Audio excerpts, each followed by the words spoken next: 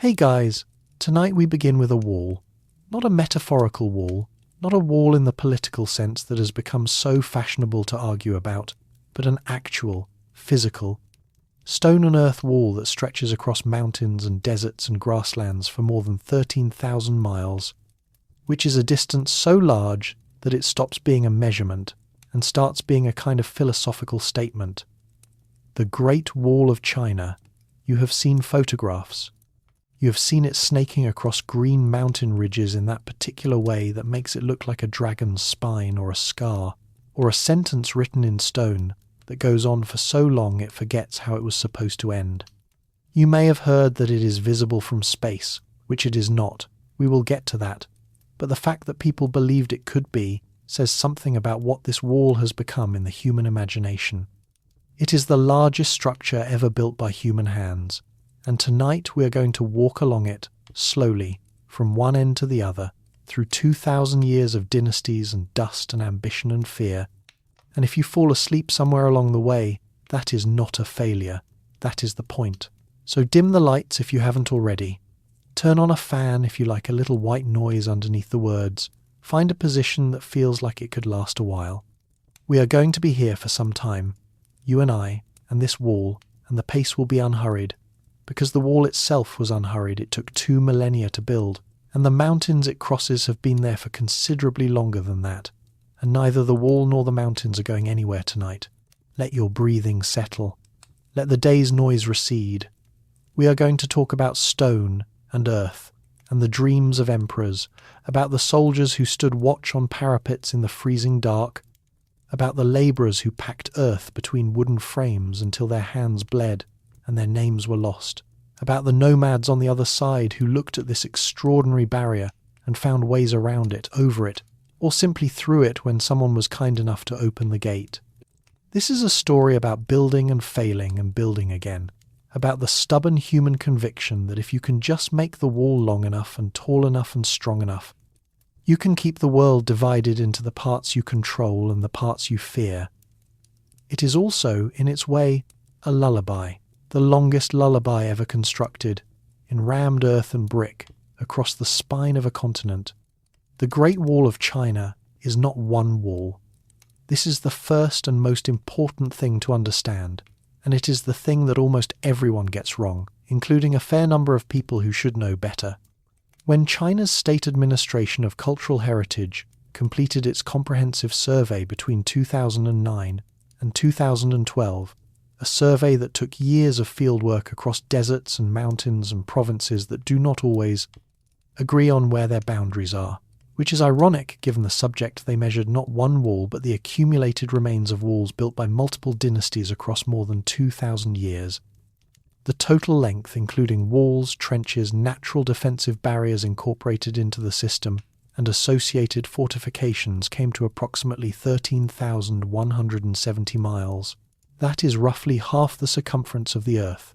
It is a distance that, if you walked it at a reasonable pace, would take you something like 18 months of continuous walking, assuming you did not stop to eat, sleep, or contemplate the futility of trying to walk the length of a structure that was itself an exercise in the futility of trying to control distance. But those 13,170 miles are not a single continuous line from east to west. They are the sum of every wall segment that every dynasty built, rebuilt, extended, abandoned, repurposed, cannibalized for building materials, forgot about and rediscovered. They include walls built by the state of Qi in the 7th century BCE to keep out rival Chinese kingdoms, walls built by the Qin Dynasty in the 3rd century BCE to keep out the Xiongnu horsemen, walls built by the Han Dynasty in the 2nd century BCE to protect Silk Road trade routes through the Gobi Desert, walls rebuilt by the Sui Dynasty in the 6th century CE at catastrophic human cost, and the walls built by the Ming Dynasty between the 14th and 17th centuries CE that most people picture when they hear the words Great Wall, the handsome, brick-faced, crenellated fortifications marching across mountain ridges near Beijing. These are not one project. They are 1,000 projects, built by 1,000 administrations, funded by 1,000 different calculations of fear and ambition, and connected only by the persistent idea that somewhere up there, between the farmland and the steppe, a line needed to be drawn. The idea of a single Great Wall is, in many ways, a modern invention. The Chinese term most commonly associated with it, Wanli Changcheng, the 10,000 li long wall, dates back to the Qin Dynasty and referred specifically to the northern fortifications built or connected under the first emperor. But the notion of a singular, unified wall stretching from the sea to the desert, a single monumental statement of civilizational intent, really crystallized in the Western imagination after European travellers began describing it in the 17th and 18th centuries, and it solidified in the Chinese national imagination in the 20th century, when a modernizing nation needed symbols of ancient greatness and found one conveniently draped across its northern mountains. The wall that tourists visit today, the wall on postcards and currency and the UNESCO World Heritage List, is primarily the Ming Wall, which is itself only one layer of a palimpsest written in earth and stone over 22 centuries. To call it the Great Wall is like calling the entire geological record the Rock. And yet, the sheer scale of even the individual projects is staggering. The Ming Wall alone stretches approximately 5,500 miles. The Han Wall pushed westward deep into the deserts of what is now Gansu province. The Qin Wall, the first attempt at a unified northern barrier, ran roughly along the edge of the Mongolian steppe. Each of these was, in its own time, the largest construction project on Earth. Each consumed years or decades of labour, millions of workers and resources that might have been spent on irrigation, roads, or simply leaving people alone to farm their fields in peace. The Great Wall in aggregate represents more human labour than any other structure in history. More than the pyramids, more than the Roman road network, more than the cathedrals of Europe. It is a monument to the extraordinary things human beings can accomplish when a sufficiently powerful emperor decides that geography itself must be redesigned, and when the workers who will do the redesigning have no choice in the matter. What does it mean to draw a line across a continent? It means believing that the world can be divided into inside and outside, into civilization and wilderness, into us and them, and that this division can be made physical, permanent in rammed earth and stone and brick. It means believing that a border is not just an idea agreed upon by diplomats and generals, but a thing you can touch, a thing with height and weight and watchtowers every 500 meters. It means pouring the labor of millions into the proposition that you can tell the steppe where to stop. The Great Wall is the largest physical argument ever constructed, and the argument it makes is simple.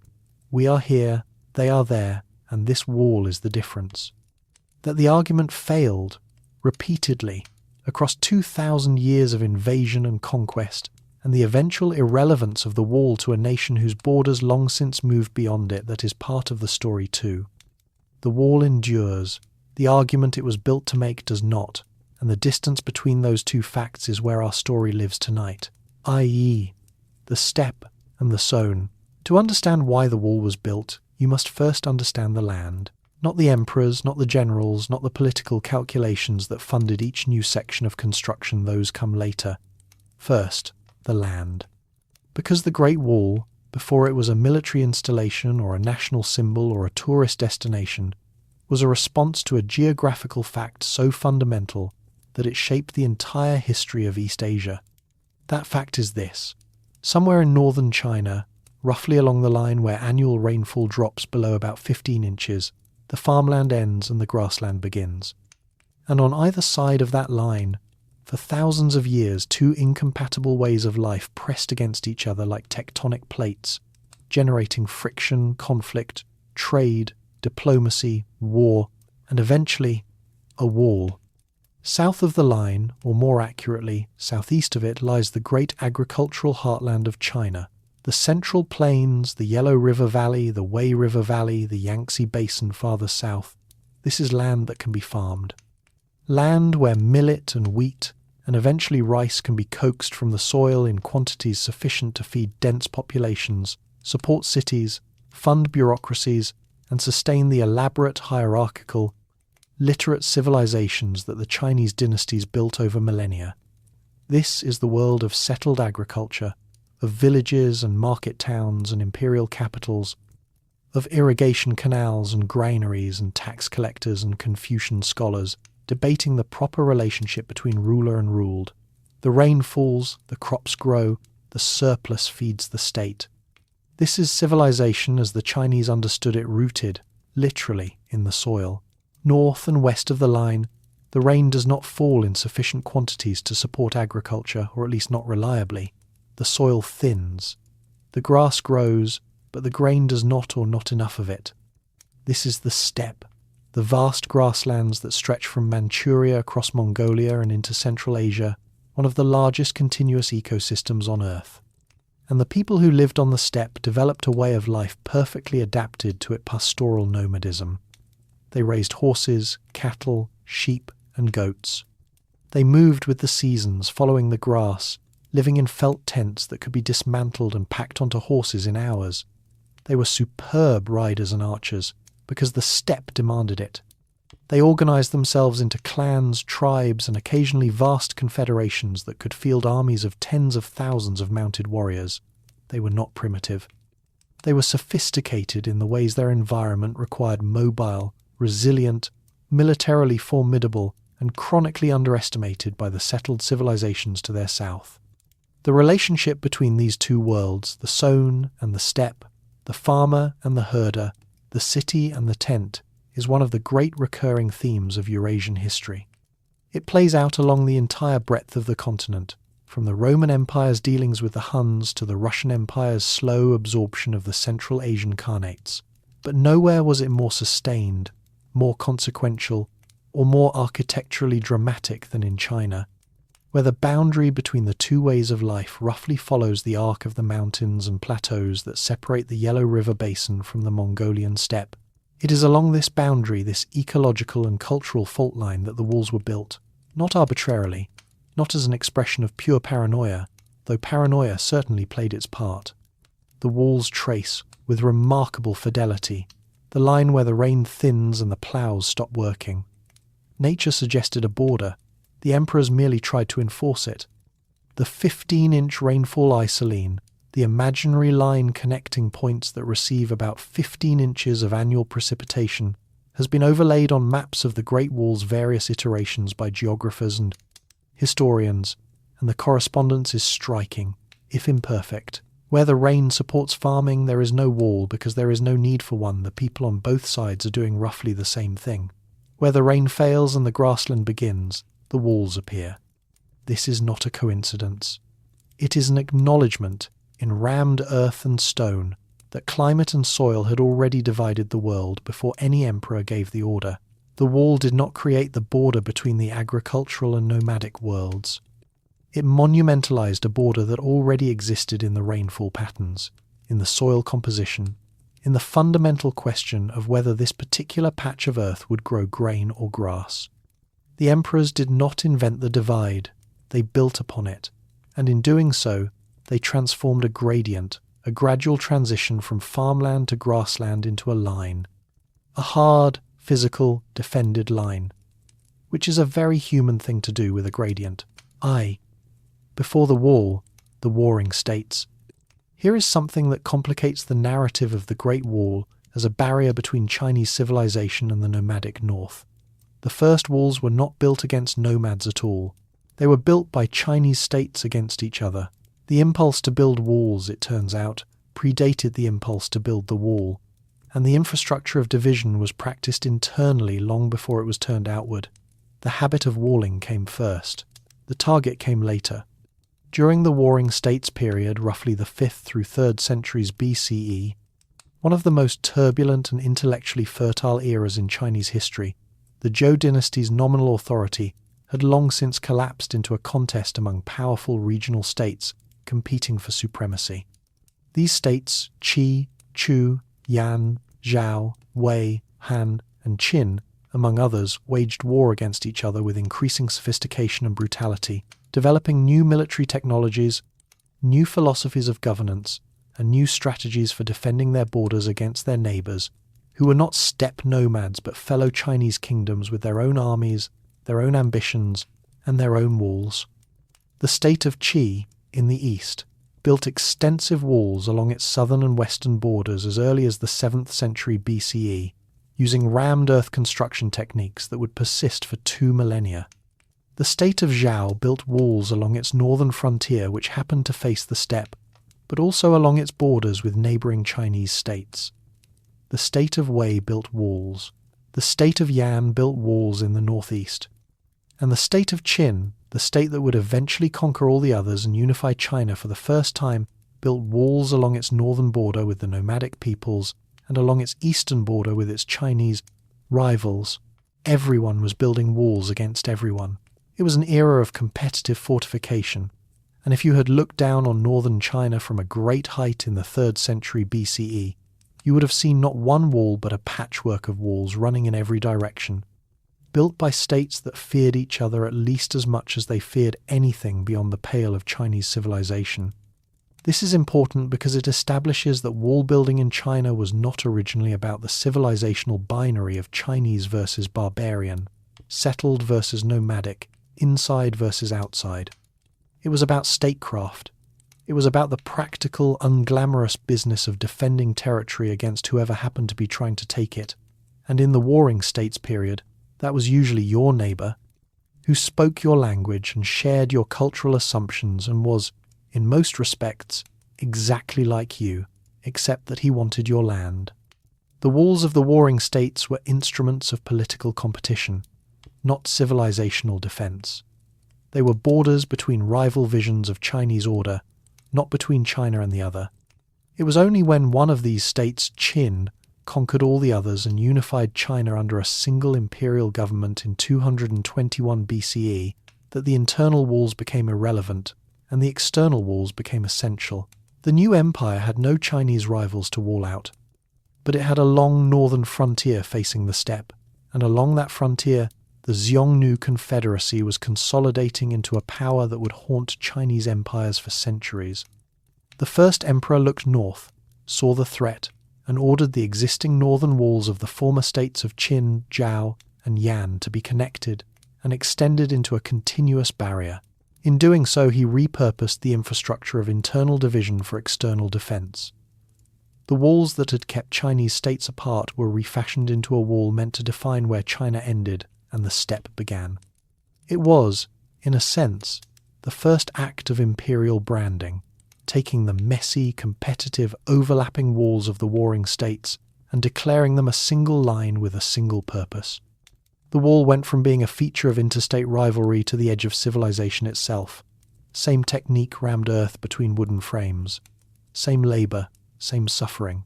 Just a different story told about what it meant. I.V. Qin Shi Huang and the first unification. In 221 BCE, the king of the state of Qin completed his conquest of the remaining warring states and declared himself Qin Shi Huang, the first emperor of a unified China. He was one of history's most consequential and most terrifying rulers, a man who standardized weights, measures, currency, and the written script across his new empire, who built roads and canals, who organized the realm into administrative counties governed by appointed officials rather than hereditary lords, and who achieved all of this through a combination of ruthless efficiency and almost inconceivable brutality. He buried Confucian scholars alive for disagreeing with his policies. He burned books that contained histories of the defeated states. He conscripted hundreds of thousands of labourers for his construction projects. And among those projects, alongside his vast tomb guarded by the terracotta army, alongside the roads and the canals, was the wall. The first emperor did not build the Great Wall from nothing. This is a common misconception, and it matters. What he did was order the connection and extension of existing walls along the northern frontier, the walls that the states of Qin, Zhao, and Yan had already built against the northern nomads during the warring states period. He tasked his general Meng Tian with this work, and Meng Tian reportedly commanded an army of 300,000 soldiers and conscripts who were sent north to push back the Xiongnu, the powerful nomadic confederacy that had been raiding the frontier, and to build a continuous defensive line from Lintao in the west, in what is now Gansu province, to Liaodong in the east, in what is now Liaoning province. This wall ran roughly along the southern edge of the Mongolian steppe threading through mountains and along river valleys and across plateaus, a distance of perhaps 3,000 miles. It was built primarily of rammed earth, the hangtu technique that Chinese builders had been using for centuries, and it was built fast, because the first emperor was not a patient man and the Xiongnu were not a patient threat. The rammed earth technique was straightforward in principle and brutal in practice.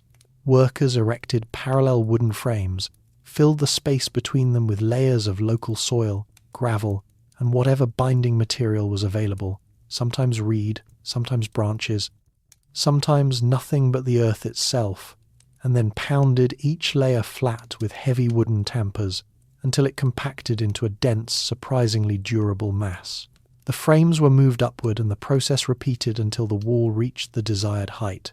It was slow, physical, grinding labour, performed in extreme heat and extreme cold across some of the harshest terrain in East Asia. The workers were conscripts farmers pulled from their fields, convicts sentenced to labour, prisoners of war who had backed the wrong side in the unification wars.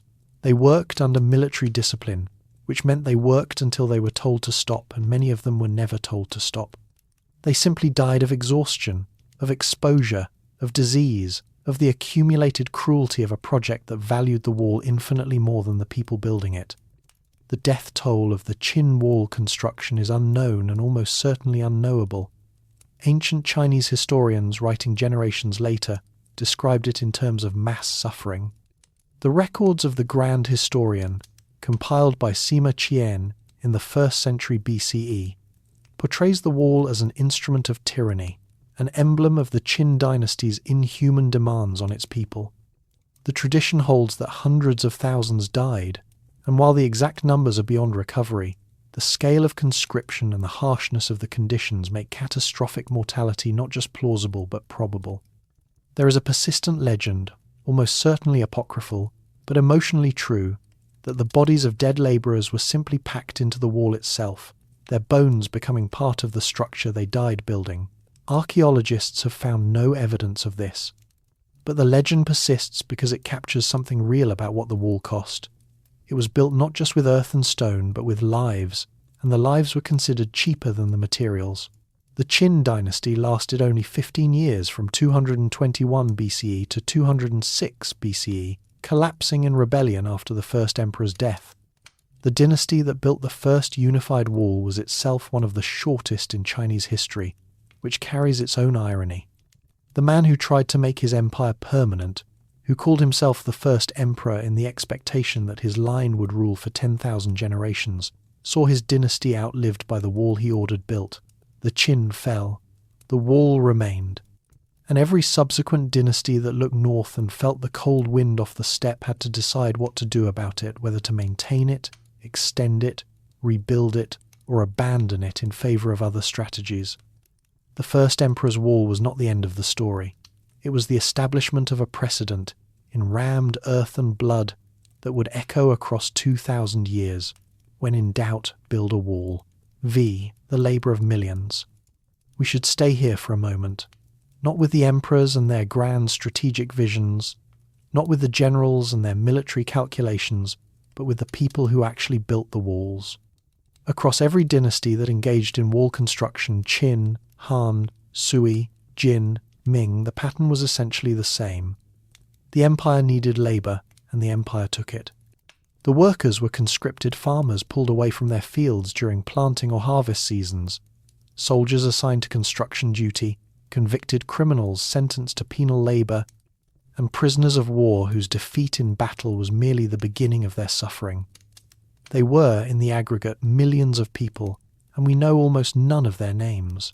The rammed earth technique that dominated wall construction from the Qin dynasty through the early Ming demanded enormous numbers of workers performing coordinated, exhausting, repetitive labour.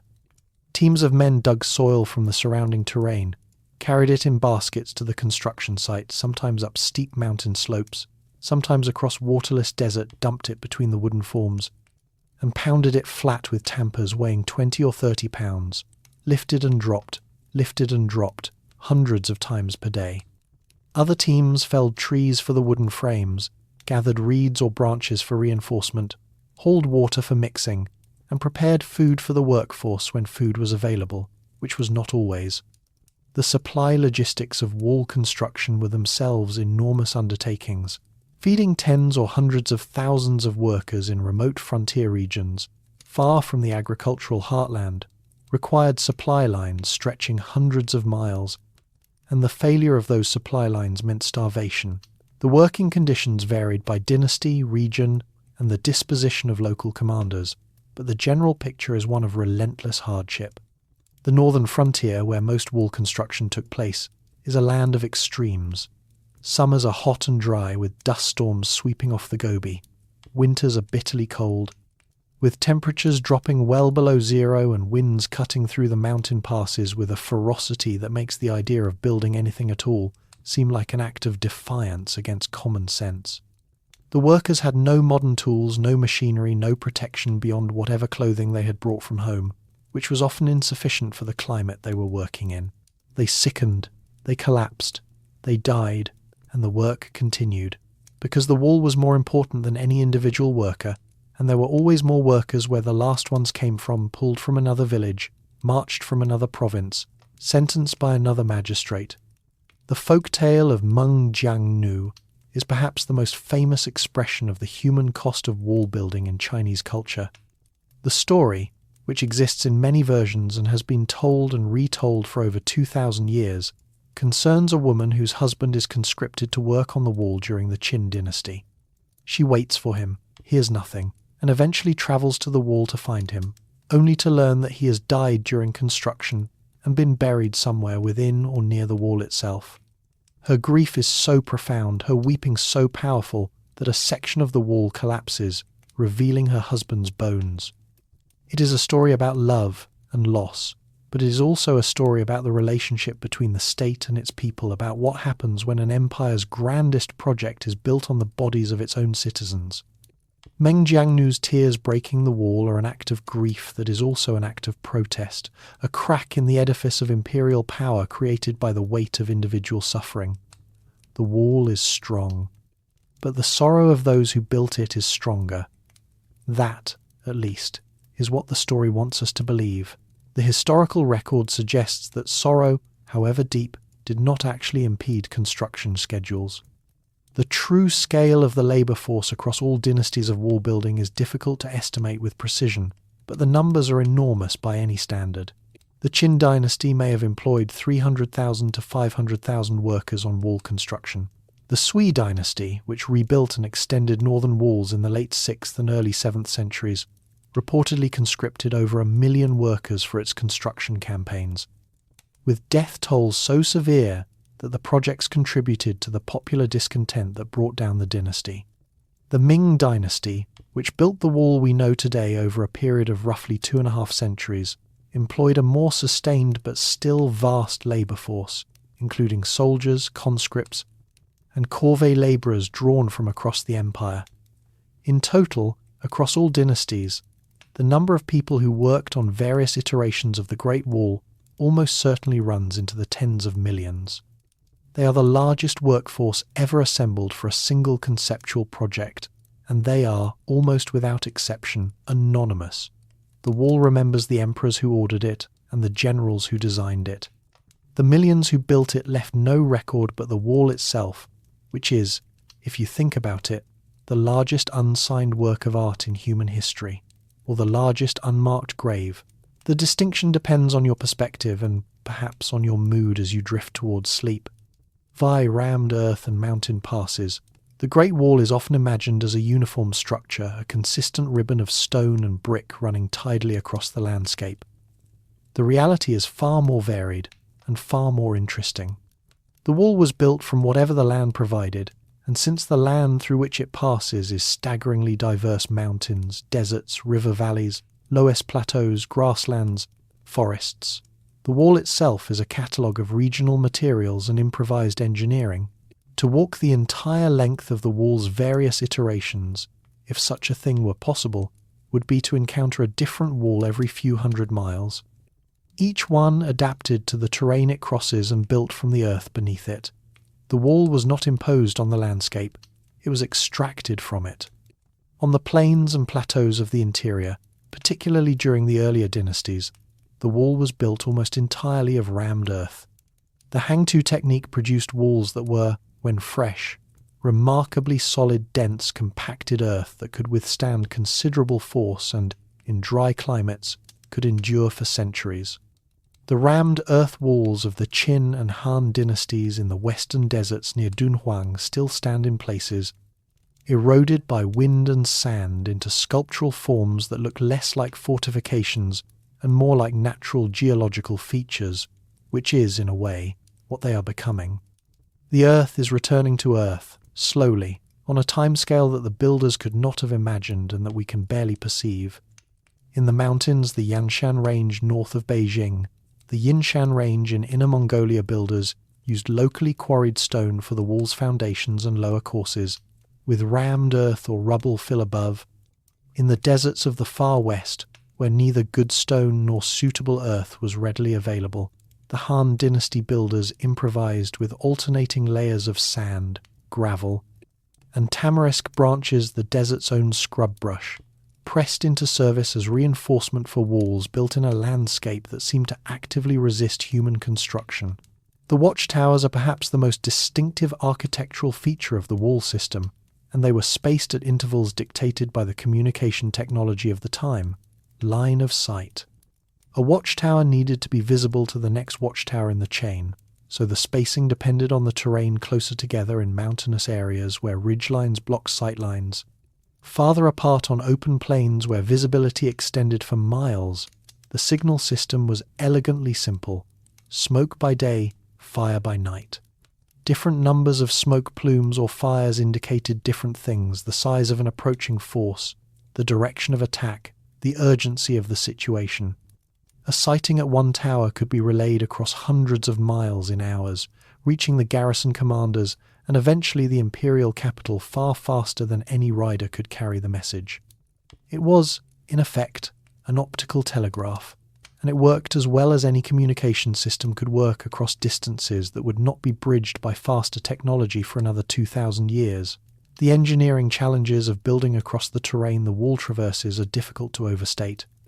In the mountains, the wall climbs steep ridgelines at angles that seem almost vertical, hugging the contours of peaks and saddles in a way that must have made construction a nightmare of logistics. Every brick, every stone, every basket of earth carried up slopes by human labour, or, in the Ming Dynasty, by mules and sometimes goats fitted with specially designed panniers. In the deserts, the wall crosses landscapes of extreme aridity where water was scarce, temperatures swung wildly between day and night, and sandstorms could bury a day's work overnight. Along river valleys, the wall had to account for flooding, erosion, and the general uncooperativeness of waterways that had been carving their own paths through the landscape for millennia, and saw no reason to accommodate a wall. The builders solved these problems not with genius, though there was genius in some of the solutions, but with persistence, adaptation, and the inexhaustible labour of workers who had no choice but to solve them. The wall, in this sense, is not a single feat of engineering, but a continuous improvisation, a 2,000-year conversation between human intention and geological reality, conducted in the only language both parties understood: stone, earth, and time. V. The Han Dynasty extension. The Qin Dynasty collapsed in 206 BCE, barely 15 years after the first emperor unified China, and after a period of civil war, the Han Dynasty emerged to rule what would become one of the longest-lived and most influential imperial governments in Chinese history. The Han lasted, with an interruption, from 206 BCE to 220 CE over 4 centuries, during which China's borders expanded, its culture flourished, its bureaucracy matured, and its relationship with the northern steppe evolved from simple antagonism into something far more complex. And it was during the Han Dynasty, particularly under the ambitious and aggressive Emperor Wu, that the Great Wall was extended westward on a scale that the Qin builders could not have imagined. Pushing the line of defended frontier deep into the deserts of Central Asia, Emperor Wu of Han, who reigned from 141 to 87 BCE, was not content to merely defend the existing frontier. He wanted to push it outward to defeat the Xiongnu Confederacy that had been raiding the northern border for generations, to open and secure the trade routes that connected China to the kingdoms of Central Asia and, ultimately, to the Roman world, and to project Chinese power into regions that no previous dynasty had controlled. His campaigns against the Xiongnu were costly and only partially successful, but they achieved something strategically profound. They opened the Hexi Corridor, the narrow strip of navigable land between the Tibetan Plateau to the south and the Gobi Desert to the north, in what is now Gansu province. Through this corridor the Silk Road would flow for centuries, carrying silk, jade, spices, ideas, religions and diseases between east and west. And along the corridor, Emperor Wu built walls. The Han Wall in the west was different from the Qin Wall in the north. It was not defending a settled agricultural heartland from nomadic raids. It was projecting imperial control into territory that was, in many ways, more desert than anything else arid, sparsely populated, brutally hot in summer and brutally cold in winter. The wall here was thinner, cruder, built of whatever materials the desert provided, layers of rammed sand and clay, reinforced with bundles of tamarisk branches and reeds, tamped into low walls that were less imposing than the northern fortifications but served the same essential purpose, marking the line of Chinese control and providing a framework for the beacon tower system that allowed rapid communication across vast distances. These desert walls were accompanied by a network of small forts, garrison posts, and supply depots that sustained the soldiers stationed along the frontier, men who lived and served in conditions of extraordinary isolation. At the western end of the Hexi Corridor, the Han established two famous passes, the Jade Gate, or Human Pass, and the Yang Pass. These were the portals of the Chinese world, the points where travellers heading west passed beyond the empire's protection and entered the vast, dangerous, and lucrative world of the Silk Road oases and the kingdoms beyond. To pass through the Jade Gate was to leave China, to return through it was to come home. The passes were guarded, taxed, and bureaucratically managed with the thoroughness that characterized Han administration travellers needed documents, merchants needed permits, and the garrison soldiers who checked them were, in their own way, the customs officers of the ancient world. The names of the passes became shorthand in Chinese poetry for the far edge of civilization, the place where the familiar ended and the unknown began.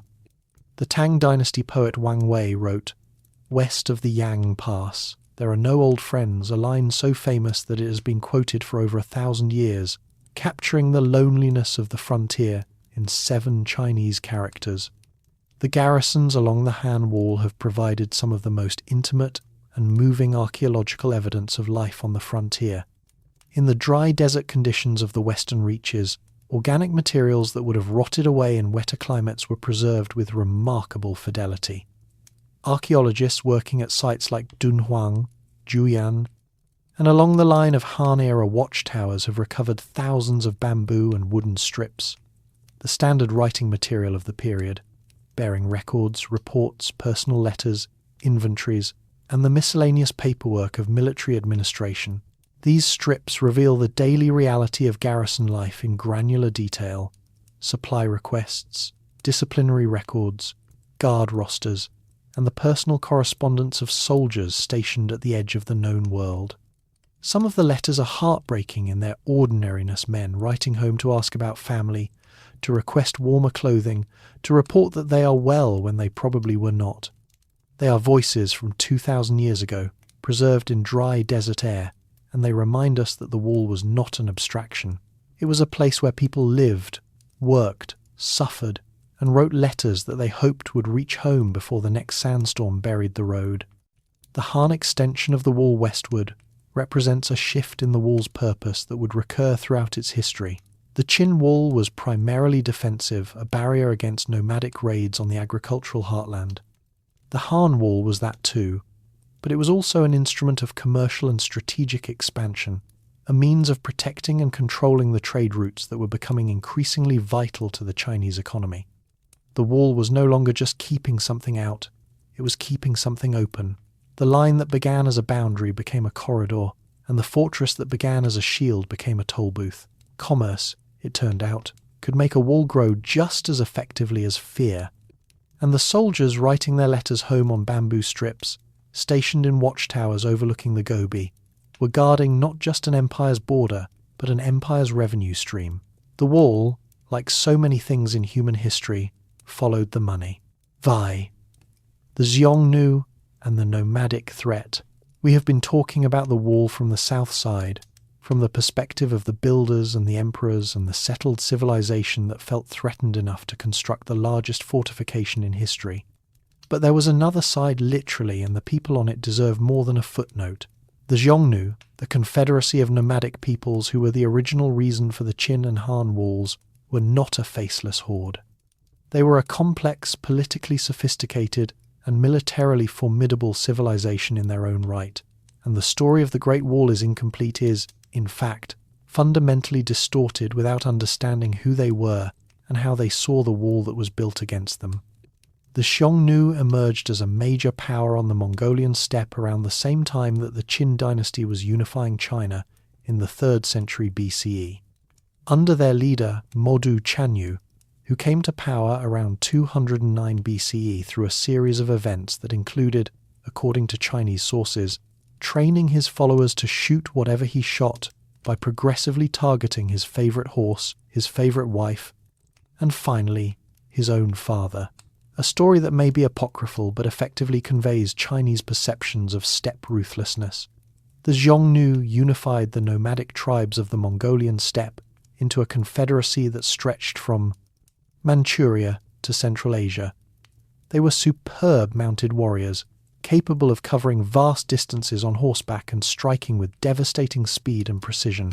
Their composite bows, made of horn, wood, and sinew, he could be fired accurately from horseback at full gallop, a skill that required a lifetime of practice and that no settled infantry could match in open terrain.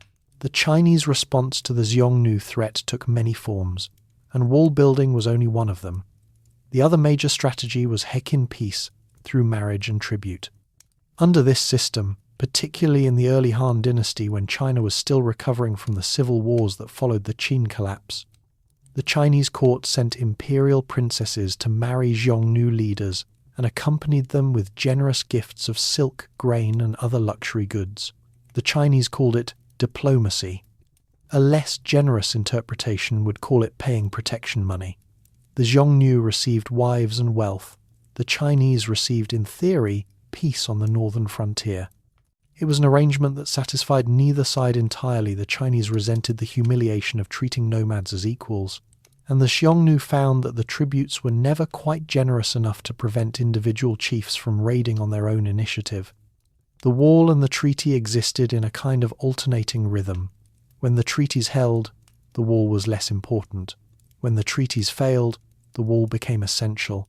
And behind both lay the same fundamental reality. The settled empire and the nomadic confederacy needed each other, even as they threatened each other. This is the aspect of the Great Wall story that resists simple narratives of civilization versus barbarism. The Xiongnu were not trying to destroy Chinese civilization. They were trying to extract resources from it.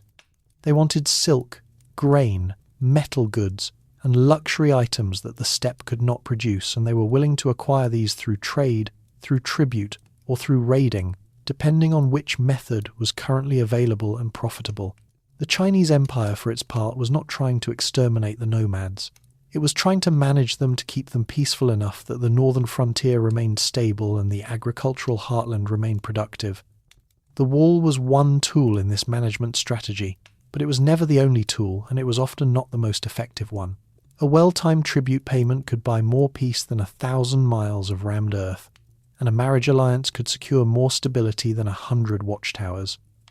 The wall was, in a sense, what happened when diplomacy failed the physical manifestation of a relationship that had broken down, the empire's admission that it could not persuade the steppe and would therefore try to block it. The symbiosis between the two worlds was deeper than either side acknowledged. The nomadic economy depended on access to the agricultural surplus of China grain for food, silk for trade, metal for tools and weapons.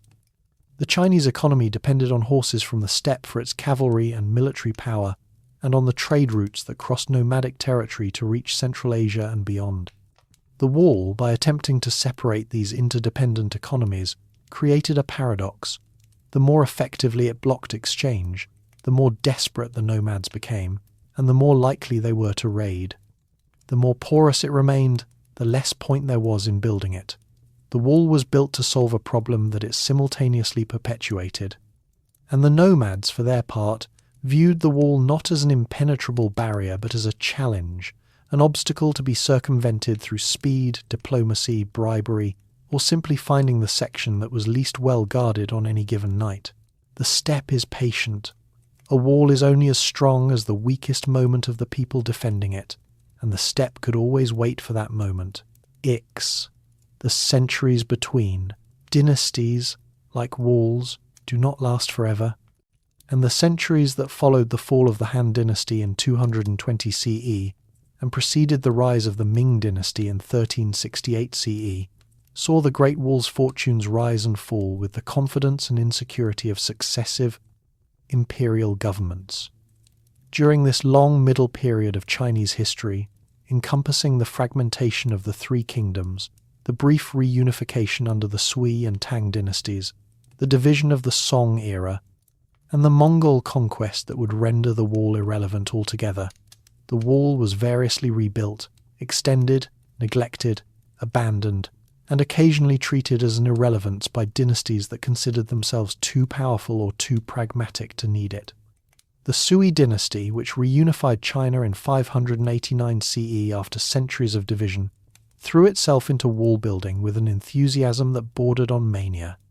Emperor Yang of Sui, one of history's great overreachers, ordered massive reconstruction and extension campaigns along the northern frontier, reportedly conscripting over 1 million workers for the projects. The scale of labour was reminiscent of the Qin Dynasty, and so were the results both in terms of the wall's physical growth and in terms of the human cost.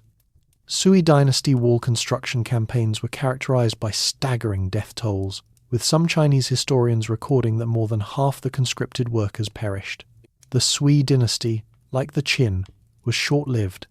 It lasted only about 3 decades before collapsing under the weight of its own ambitions, including overextension on the frontier, catastrophic military campaigns in Korea, and the massive infrastructure projects, wall building among them, that exhausted the population's patience and the treasury's reserves.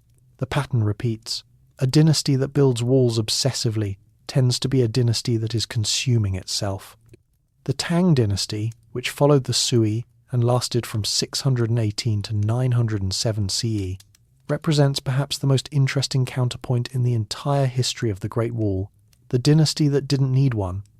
The Tang was one of China's golden ages, a period of extraordinary cultural flourishing, military power, and cosmopolitan confidence. Under emperors like Taizong and Xuanzong, the Tang expanded Chinese influence deep into Central Asia, defeated the nomadic threats through military campaigns rather than defensive walls, and integrated non-Chinese peoples into the empire through a combination of military dominance, cultural assimilation, and political flexibility. The Tang capital at Chang'an, modern Xi'an, was one of the largest and most diverse cities in the world, home to merchants, monks, and diplomats from across Eurasia. The Tang didn't build walls because they didn't need to. Their borders extended beyond any wall that had been built, and their military power was projected outward, into the steppe, rather than defended inward, behind fortifications. The Tang, in short, made the wall obsolete by making the border irrelevant not through stone and earth but through sheer imperial confidence. The Song dynasty, which ruled southern and eventually only southern China from 960 to 1279 CE, presents the opposite case, a dynasty that had no wall because it had already lost the territory the wall was meant to defend. The Song lost the northern Chinese heartland, the Yellow River Valley, the traditional border region to the Khitan Liao dynasty and then to the Jurchen Jin dynasty, non-Chinese peoples who controlled the north and, with it, the Great Wall. The Song had no northern frontier to wall. Their border was not at the edge of the steppe but deep in the Chinese interior, along the Huai River, where no wall had ever been built because no one had ever imagined that the border would retreat so far south. The Song spent their existence in a state of strategic anxiety, paying tribute to the northern powers and developing a sophisticated military technology, including gunpowder weapons, advanced naval capabilities, and the world's first standing navy, not behind a great wall but behind the rivers and rice paddies of the south. The song reminds us that the wall was a luxury of strength, not a solution for weakness. You could only build a wall on the northern frontier if you controlled the northern frontier, and when you lost it, no amount of wall building could bring it back. The wall's fortunes during this long middle period can be read as a barometer of imperial anxiety.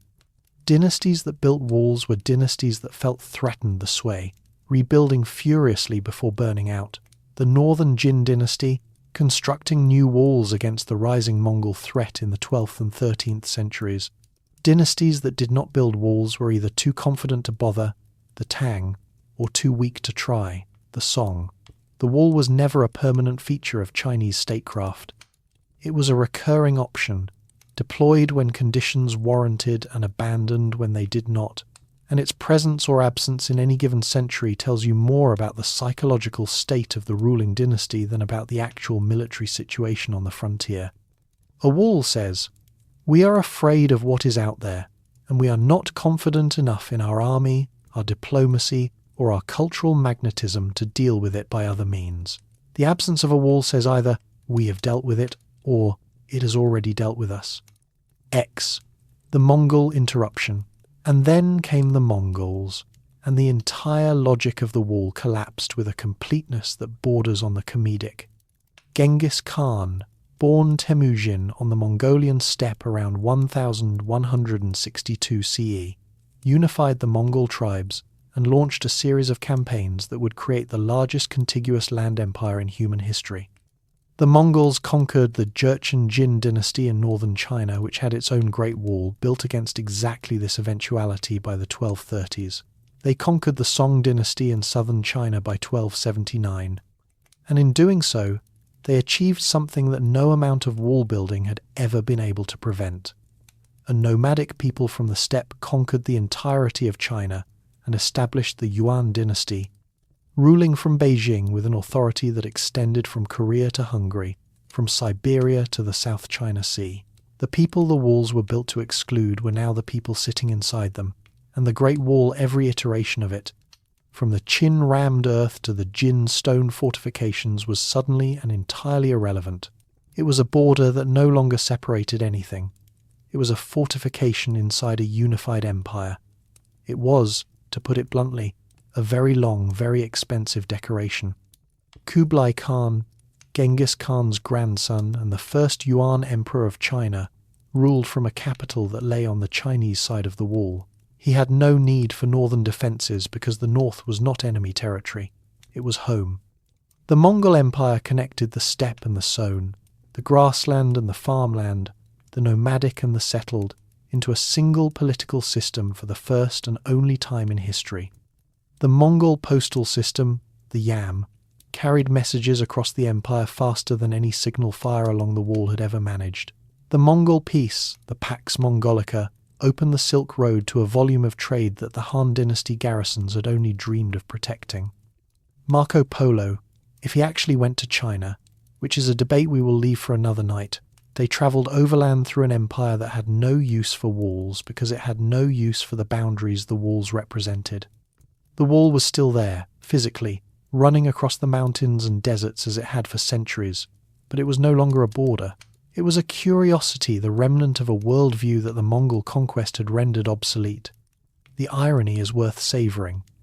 2,000 years of wall building, the Qin connecting the northern walls, the Han extending them westward, the Sui rebuilding at enormous human cost, the Jin constructing new fortifications, and in the end, the steppe came through anyway. Not around the wall, not over the wall, but through the simple reality that walls cannot stop a military force that is determined enough, mobile enough, and ruthless enough to get past them. The Mongol armies did not breach the wall in the way that siege engineers breach a castle wall with rams and catapults and mining. They defeated the armies that defended the wall, captured the cities behind it, and made the wall irrelevant by removing the political boundary it was meant to enforce. The wall was designed to keep the steppe out of China. The Mongols made the steppe and China the same country. It is the most comprehensive refutation of a defensive strategy in military history, and it lasted about a century from the fall of the northern Qin Dynasty in the 1230s to the expulsion of the Yuan Dynasty by the Ming in 1368. After which, naturally, the new dynasty looked north, felt the old fear, and started building walls again. Because that, apparently, is what empires do. Sigh. The Ming Dynasty, and the wall we know. When the Ming Dynasty expelled the Mongols and established Chinese rule again in 1368, it carried with it a memory that would shape Chinese military policy for the next 2.5 centuries. The memory of conquest. The Mongol Yuan dynasty had demonstrated, with devastating finality, what happened when the steppe overcame the Song. The Ming founders Emperor Zhu Yuanzhang and his successors were determined that it would never happen again. And so began the most intensive, most sophisticated, and most enduring era of wall building in Chinese history, the construction of the Great Wall as we know it today. The Ming Wall is the wall in the photographs. It is the wall on the postcards and in the travel brochures, and on the screen when you search Great Wall of China on any image database. The handsome, brick-faced, crenellated fortification marching across mountain ridges, wide enough on top for 5 horses to ride abreast, punctuated by watchtowers every 500 meters or so, with sophisticated drainage systems to channel rainwater away from the foundations, and garrison barracks built into the wall itself at regular intervals. This is the wall that tourists walk on at Badaling and Mutianyu and Jinshanling and Simitai. This is the wall that has become the symbol of China to the world. And it is worth emphasizing that this wall, the wall most people imagine when they hear the words Great Wall, is specifically a Ming creation, built between the late 14th and the mid-17th centuries, and it represents only the final chapter of a construction project that began nearly 2,000 years earlier. Everything that came before it, the Qin rammed earth, the Han desert walls, the Sui reconstructions, was prologue. The Ming Wall differed from its predecessors in several important respects. The most visible was the shift from rammed earth to brick and stone. While the interior of the Ming Wall often consisted of rammed earth or rubble fill, the ancient technique persisted as a core material. The exterior faces were clad in carefully fitted stone blocks at the base and fired brick. Above, held together with mortar that, in some sections, was mixed with glutinous rice paste to create a bond of remarkable durability. The use of brick represented an enormous escalation in the scale and sophistication of the construction effort. Bricks had to be fired in kilns, transported to the construction site often up steep mountain terrain, and laid by skilled masons in courses that could withstand the freeze-thaw cycles of northern Chinese winters. Each brick was a product of industrial organization, clay dug, shaped, fired, cooled, inspected, transported, and set in place. The Ming Wall was not just a bigger wall than its predecessors. It was a fundamentally different kind of wall, a product of a more developed economy, a more capable bureaucracy, and a more industrialized approach to construction. The military architecture of the Ming Wall was also far more sophisticated than anything that had come before. The crenellations along the parapet, the alternating raised and lowered sections along the wall's top edge, were designed to provide cover for archers and later for soldiers firing muskets. The watchtowers served multiple functions, as observation posts, as signal stations for the smoke and fire communication system, as barracks for garrison soldiers, as armories for weapons and ammunition, and as command posts for local officers. Some sections featured multiple parallel walls with killing grounds between them, designed to trap attackers who breached the outer wall in a confined space where they could be fired upon from above. Drainage channels ran along the top of the wall and through its base to prevent water accumulation that could erode the mortar and undermine the foundations. The wall's width, broad enough for soldiers and supply carts to move along the top, meant that it functioned not just as a barrier but as an elevated road, allowing rapid movement of troops to threatened sectors. It was, by the standards of pre-modern military engineering, a masterpiece. The Ming Wall was not built all at once. It was a project that evolved over 2.5 centuries, with different sections built at different times, under different emperors by different commanders, and to different specifications. The earliest Ming walls, built in the late 14th and early 15th centuries, were still largely rammed earth.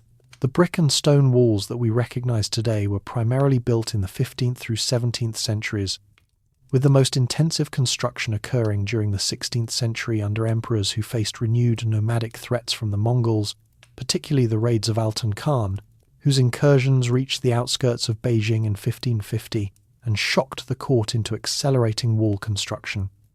The wall grew not in a single burst of imperial ambition, but in waves, each wave triggered by a fresh reminder of what lay beyond the frontier and what it was capable of. The Ming also organised the defence of the wall into a system of 9 frontier commands, the Jubian, each responsible for a section of the northern border. These commands, Liaodong, Ji, Xuanfu, Datong, Shanxi, Yan'an, Ningxia, Guyuan, and Gansu, were administrative and military districts, each with its own commander, its own garrison forces, its own budget, and its own section of wall to maintain and defend. The system reflected the scale of the undertaking. No single commander could oversee the defence of a wall stretching thousands of miles, so the responsibility was distributed, creating a network of overlapping jurisdictions and competing interests that was, at its best, an efficient division of labour and, at its worst, a breeding ground for bureaucratic rivalry, corruption, and the kind of finger-pointing that follows when one sector is breached and the others claim it was not their responsibility. The Ming Wall was not just a physical structure, it was an administrative system, a bureaucratic apparatus, and a political institution, with all the strengths and all the pathologies that those words imply. See the brick and the kiln. Let us consider, for a moment, a single brick. A Ming Dynasty wall brick, roughly the size of a modern cinder block, perhaps 15 inches long, 7 inches wide, 4 inches thick. It is grey, dense, slightly rough on its surface, and if you look closely at one face, you might find characters stamped into the clay before it was fired, the name of the kiln where it was made, the name of the overseer responsible for its production, sometimes a date, sometimes the name of the brickmaker. This is not decoration, it is quality control. If a brick crumbled, if a section of wall failed, the responsible parties could be identified and, in a system that took failure on the frontier very seriously, punished. Every brick was a signed document, a record of accountability pressed into clay and fired in a kiln and carried up a mountain and set into a wall that was expected to last forever. The bureaucracy of the Ming Dynasty extended all the way down to the individual building block, which is either admirable or terrifying, depending on your feelings about bureaucracy. The production of bricks for the Ming Wall was an industrial operation of staggering scale. Kilns operated across northern China, particularly in the provinces near the construction sites, producing millions of bricks over the course of the dynasty's wall-building campaigns. The process was labour-intensive at every stage. Clay had to be dug, mixed and formed into moulds. The bricks had to be dried, then fired in kilns at temperatures high enough to vitrify the clay into a hard, durable material. The cooled bricks had to be inspected. The stamped inscriptions ensured this step was not skipped and then transported, often over considerable distances and over difficult terrain, to the construction sites. At the site itself, masons laid the bricks in courses, bonded with a mortar that represents one of the more remarkable details of Ming construction. It was mixed, in many sections, with glutinous rice paste. The sticky rice mortar of the Great Wall is not a legend. Scientific analysis of mortar samples from Ming-era wall sections has confirmed the presence of amylopectin, the polysaccharide found in sticky rice, mixed with the standard lime mortar. The addition of rice paste created a mortar with superior adhesive strength, flexibility, and resistance to water penetration qualities that help explain why Ming-era walls have survived 500 years of northern Chinese weather, while earlier rammed earth walls have eroded significantly. The rice mortar was not used universally, it was expensive, and rice was food, after all, in a nation where food was never quite abundant enough, but in critical sections, particularly those near the capital and along the most threatened approaches, the builders used the best materials available, and the best materials included, improbably, rice. There is something almost poetic in the fact that the staple food of Chinese civilization was literally mixed into the mortar of the wall that defended it. The wall was held together by the same grain that held together the society behind it. The logistics of transporting bricks to the construction sites deserve their own meditation. The wall crosses some of the most rugged terrain in northern China, steep mountain ridges where the incline approaches 45 degrees, narrow passes where the path narrows to a few feet, and heights where the air thins and the wind howls with a constancy that makes even standing difficult, let alone carrying a load. Human porters carried bricks on their backs, suspended in baskets or strapped to wooden frames, climbing the same slopes that the finished wall would eventually ascend. Mules carried heavier loads along paths that had been worn into the mountainsides by the passage of thousands of hooves.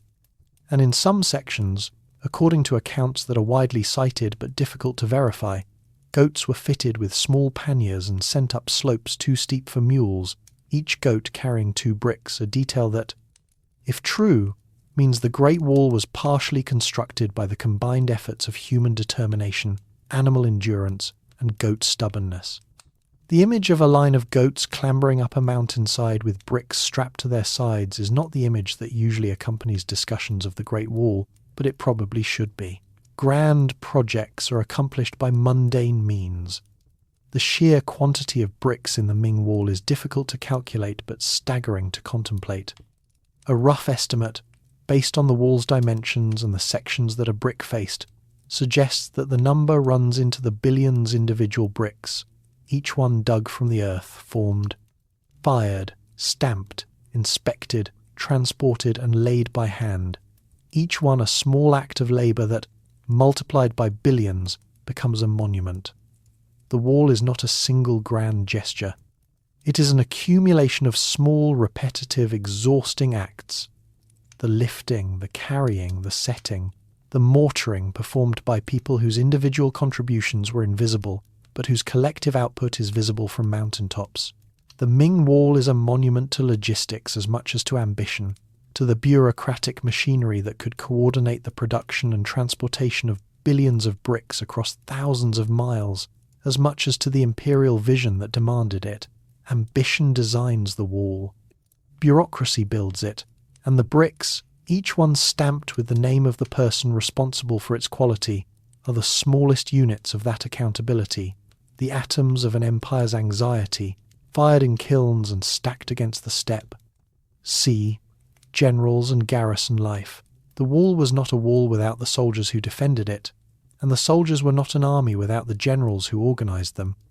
And so we come to the human machinery of the Great Wall's defence, the men who lived on it, walked its parapets, watched the northern horizon for dust clouds that might indicate an approaching force, and spent years of their lives in the watchtowers and garrison barracks of a fortification so long that no single person could have seen more than a fraction of it in a lifetime.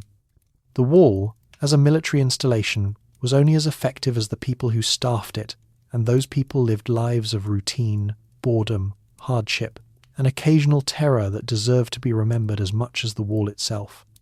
Among the generals who shaped the Ming Wall's military character, Qin Shi Huang stands out as perhaps the most significant. Qin Shi Huang, who lived from 1528 to 1588, was a military reformer who had already made his reputation fighting Japanese pirates along China's southeastern coast before being transferred to the northern frontier in the 1560s. He was tasked with modernizing the defences of the Ji sector of the wall, the section closest to Beijing and therefore the most strategically critical, and he approached the task with a combination of tactical innovation, practical common sense that transformed the wall from a static barrier into an integrated defensive system. Qin Shi Huang redesigned the watchtowers, making them larger, more defensible and capable of housing small garrisons of soldiers who could hold out independently if the sections of wall between them were overrun. He improved the signal system, standardized training for the garrison troops, and introduced firearms, including early cannons and muskets, to the wall's defensive arsenal. Recognizing that the military technology of the 16th century had moved beyond bows and spears, and that the wall's defences needed to move with it, the soldiers who served on the Ming Wall were drawn from a hereditary military class. Under the Ming military system, certain families were designated as military households, and their male members were obligated to serve in the armed forces, an obligation that passed from generation to generation. These soldiers were assigned to garrisons along the wall, where they served rotational tours of duty that could last months or years. Life in a wall garrison was, for the most part, numbingly routine. The soldiers patrolled the parapets, maintained the watchtowers, drilled, repaired damaged sections of wall, and mostly watched. The northern frontier was not under constant attack. The intervals between major incursions could stretch for years or even decades. The soldiers' primary duty was vigilance, being there, visible on the wall, a human expression of the imperial commitment to defend this line. Even when there was nothing to defend against but the wind and the cold and the vast, indifferent expanse of the steppes stretching northward toward a horizon that never changed. The signal system they operated was the wall's nervous system, the means by which information travelled faster along its length than any horse could carry it. By day, signals were sent using smoke columns of varying numbers that could be read from the next watchtower in the chain, which relayed the signal to the next, and so on, cascading along the wall at the speed of sight.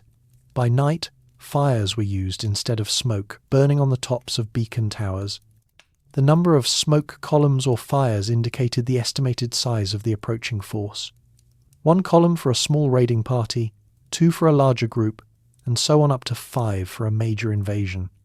It was elegant in its simplicity and effective in its execution. A message could travel hundreds of miles in hours, alerting garrison commanders and eventually the capital to a threat on the frontier. The system worked as long as the soldiers were disciplined enough to maintain their watch, the fuel supplies were replenished, and the weather cooperated, which, in the mountains and deserts of northern China, it frequently did not. Fog, sandstorms, and heavy snow could blind the signal chain, leaving sections of the wall deaf to each other's warnings. The wall's communication system, like the wall itself, was as vulnerable to climate as it was to human enemies. The boredom of garrison life should not be underestimated as a factor in the wall's effectiveness or lack thereof.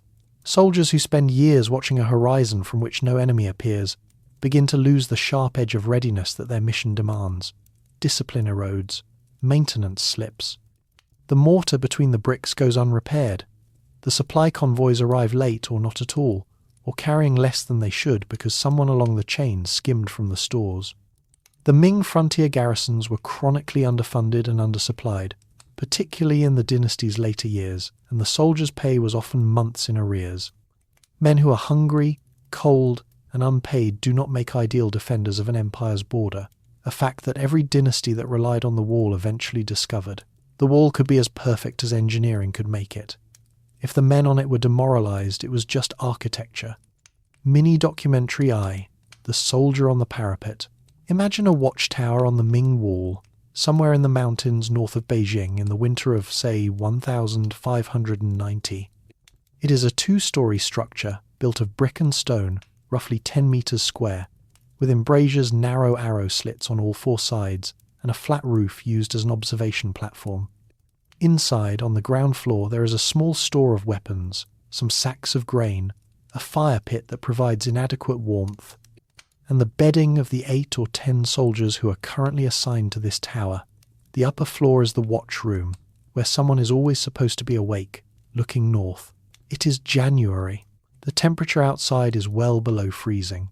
The wind comes off the steppe with a persistence that is less like weather and more like a personality, unrelenting, bitter, carrying fine crystals of ice that sting exposed skin and find their way through every gap in clothing and every crack in masonry. The mountains are white with snow. The wall itself, stretching east and west from the watchtower, is a ribbon of grey brick against white, its parapets dusted with frost, its drainage channels frozen solid. The nearest neighbouring watchtower is visible half a mile to the east, a dark shape against the snow. To the west, the wall curves around a ridgeline and disappears. The steppe beyond the wall is a white immensity, featureless, silent, offering no sign of human presence or human intention. The soldier on watch is wearing quilted cotton clothing, the standard winter gear of the Ming military, padded with layers of cotton batting that provides reasonable insulation when dry but becomes heavy and useless when wet. His feet, in cloth shoes inadequate for the temperature, are numb. His hands, wrapped in cloth, are stiff. He has been on this rotation for 3 months and will remain for 3 more. His home is a village in Hebei province, 200 miles to the south, where his family is farming without him and his wife is managing the household without his income because his pay is 4 months late. He does not know when it will arrive. He has written a letter requesting warmer clothing specifically, a sheepskin coat that his wife might be able to send if she can afford one, but the military postal system is unreliable, and he does not know whether the letter has reached home or whether a response has been sent and is somewhere between here and there, waiting in a supply depot or lost in a snowdrift. He is watching the northern horizon. He has been watching it every night for 3 months. He has seen nothing. The Xiongnu are gone, they faded from history over 1,000 years ago, but the Mongols are still out there, beyond the steppe, and there are reports of raids to the west, in the Datong sector, which means that the threat is real, even if it has not materialized here, at this particular watchtower, on this particular night. The boredom is immense. The anxiety is low-grade but constant, not the sharp fear of imminent battle, but the dull, persistent awareness that something could happen at any moment and that his survival depends on seeing it before it arrives. The combination of boredom and anxiety is exhausting in a way that is difficult to describe and impossible to relieve. He cannot leave his post. He cannot sleep until his shift ends.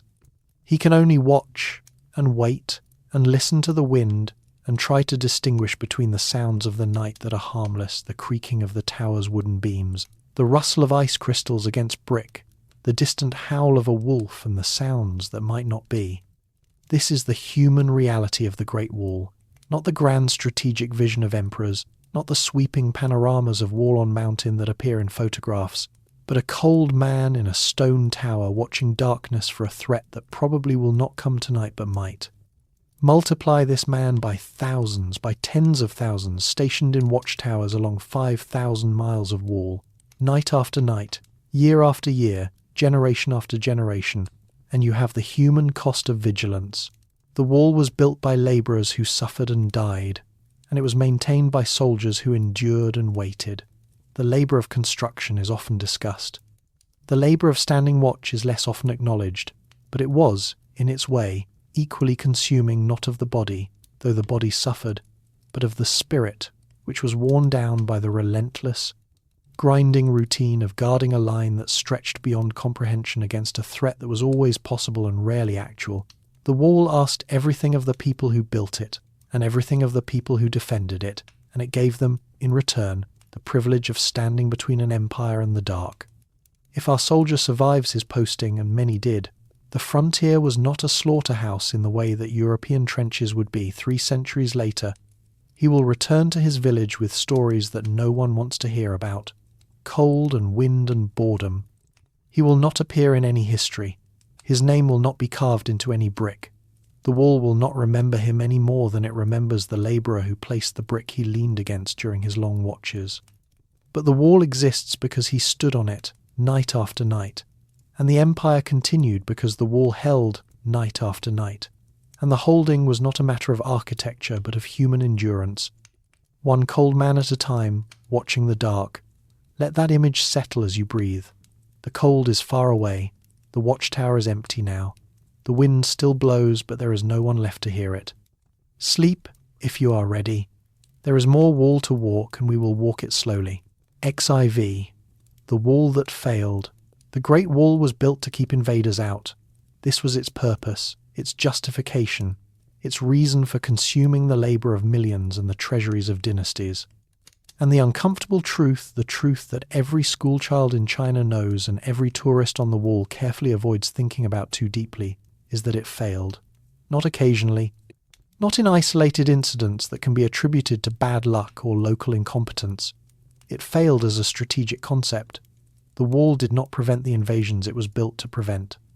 The dynasties that built it most obsessively, the Qin, the Sui, the Ming, fell to the very forces the wall was supposed to stop.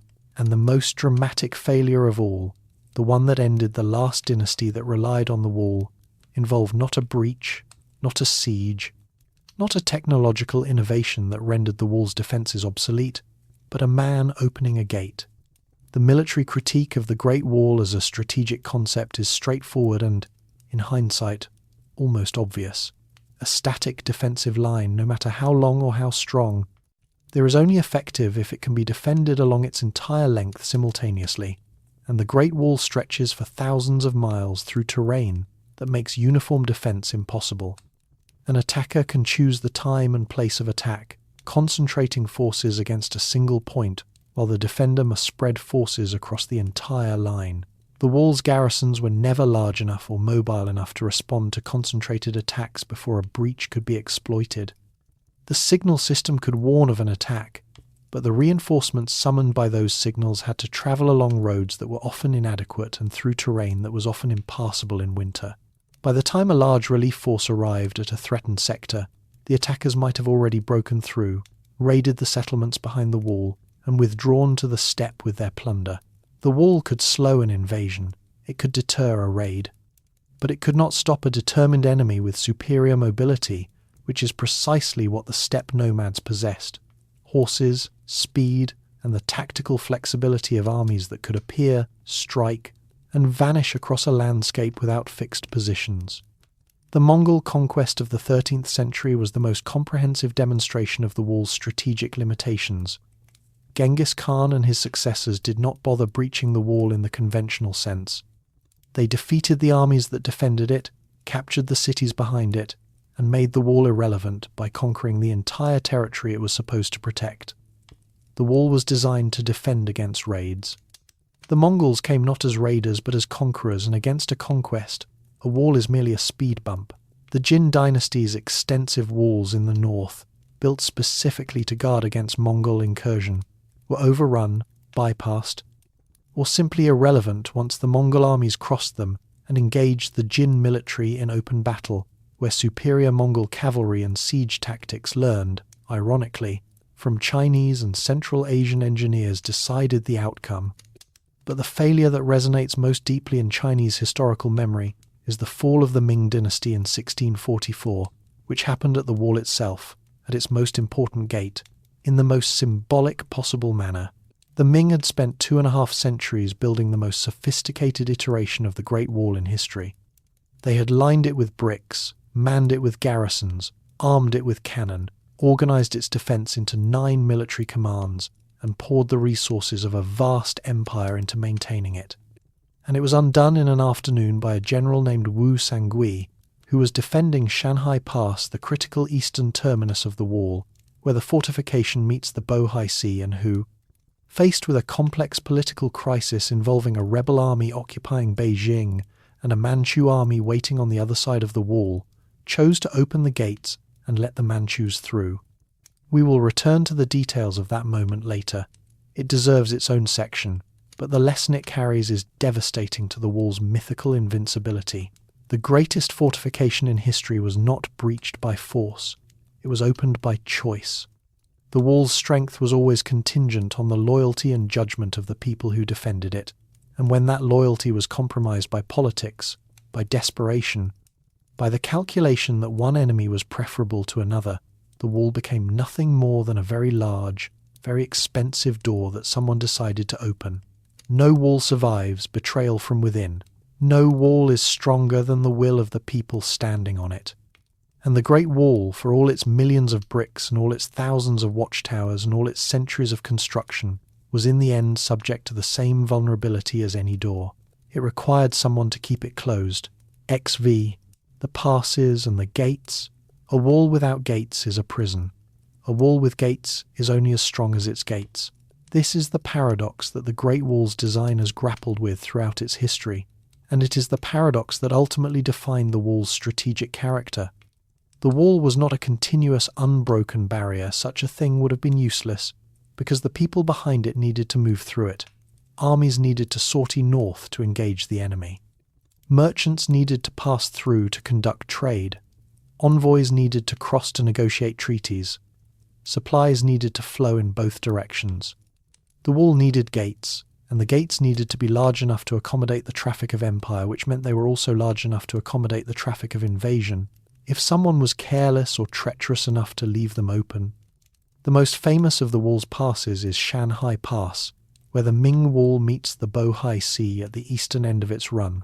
Shanhai Pass, the name means Mountain Sea Pass, occupies a narrow strip of land between the Yanshan Mountains and the coast, a natural choke point that has been called the first pass under heaven, a title inscribed in large characters on the gate tower that still stands today. For the Ming Dynasty, Shanhai Pass was the single most strategically important point on the entire wall. Through it ran the road that connected the Chinese heartland to Manchuria, and through it any Manchu army seeking to invade would have to pass unless it found a way to go around, through the mountains, which was possible but far more difficult. The pass was massively fortified, with multiple walls, gate towers, moats, and a garrison of thousands. It was the lock on the door, and the Ming Dynasty trusted that lock implicitly right up until the moment Wu Sangui turned the key.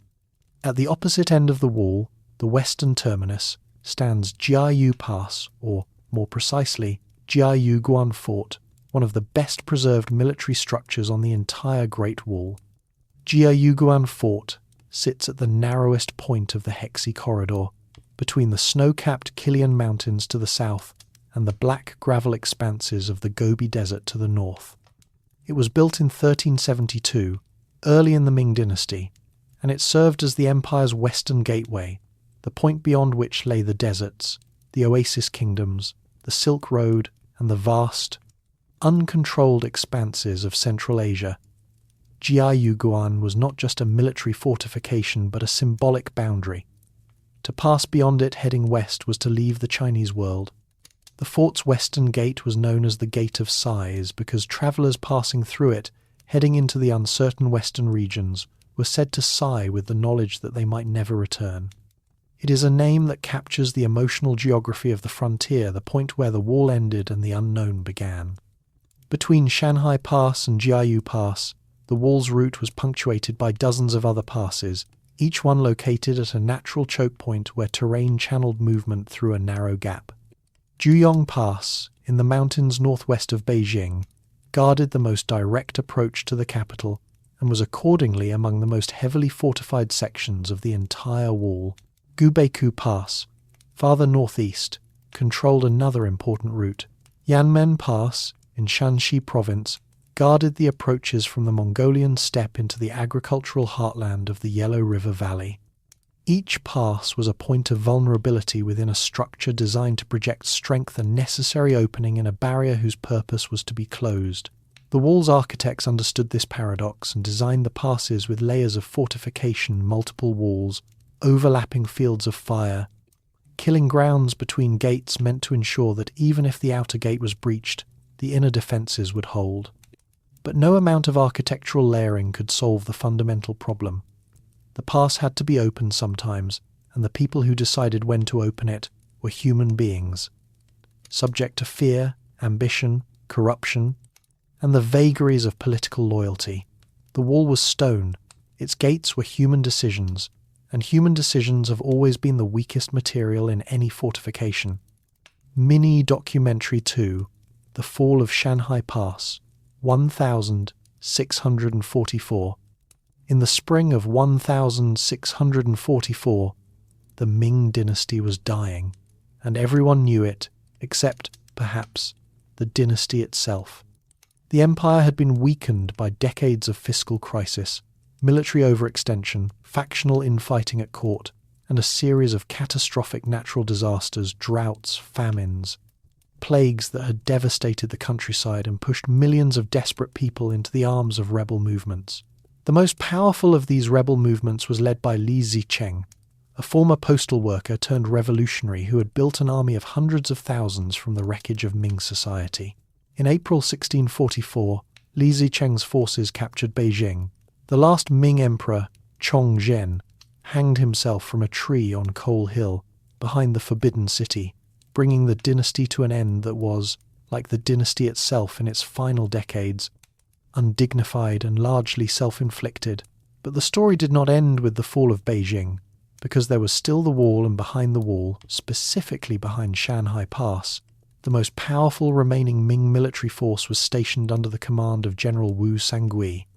Wu Sangui had been defending the pass against the Manchus, the people of Manchuria who had been building a formidable state beyond the wall for decades, under the Qing banner, and who had been pressing against the Ming frontier with increasing confidence. Wu Sangui was a competent general with a substantial army, and he held the key to the entire strategic situation. Shanhai Pass, the gate between Manchuria and the Chinese heartland. Whoever controlled the pass controlled who got in. Wu Sangui faced an impossible choice, and the choice he made changed Chinese history. Behind him, to the west, Li Zicheng held Beijing and was sending messages demanding Wu Sangui's surrender. Ahead of him, to the east, the Manchu armies under Prince Dogon were waiting, powerful, disciplined, and intensely interested in the current chaos south of the wall. Wu Sangui could have surrendered to Li Zicheng and become a rebel general. He could have held the pass against both sides and tried to negotiate. Instead, he chose a third option. He opened the pass to the Manchus and invited them through. The reasons for his decision have been debated by historians for nearly 4 centuries, and they resist simple explanation. Traditional accounts, some of them probably embellished, claim that Li Zicheng's forces had captured Wu Sangui's father and his beloved concubine, Chen Yuanyuan, and that Wu Sangui's decision was driven as much by personal fury as by political calculation. The truth is probably more complex. Wu Sangui calculated that the Manchus, who presented themselves as allies against the rebels rather than as conquerors, were the preferable alternative to Li Zicheng's revolutionary army, which had already demonstrated its willingness to destroy the old order. Whatever his reasoning, the result was decisive. Wu Sangui opened Shanhai Pass. The Manchu cavalry poured through. Li Zicheng's forces, which had marched from Beijing to confront Wu Sangui, were crushed in a battle at the pass.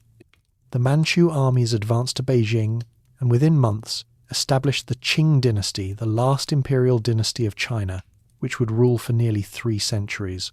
The Great Wall, the Ming's greatest construction project, the work of 2.5 centuries, the product of billions of bricks and millions of labour hours, and the treasure of an empire, was bypassed in a single day by a general who decided that the enemy on the other side was less dangerous than the enemy behind him.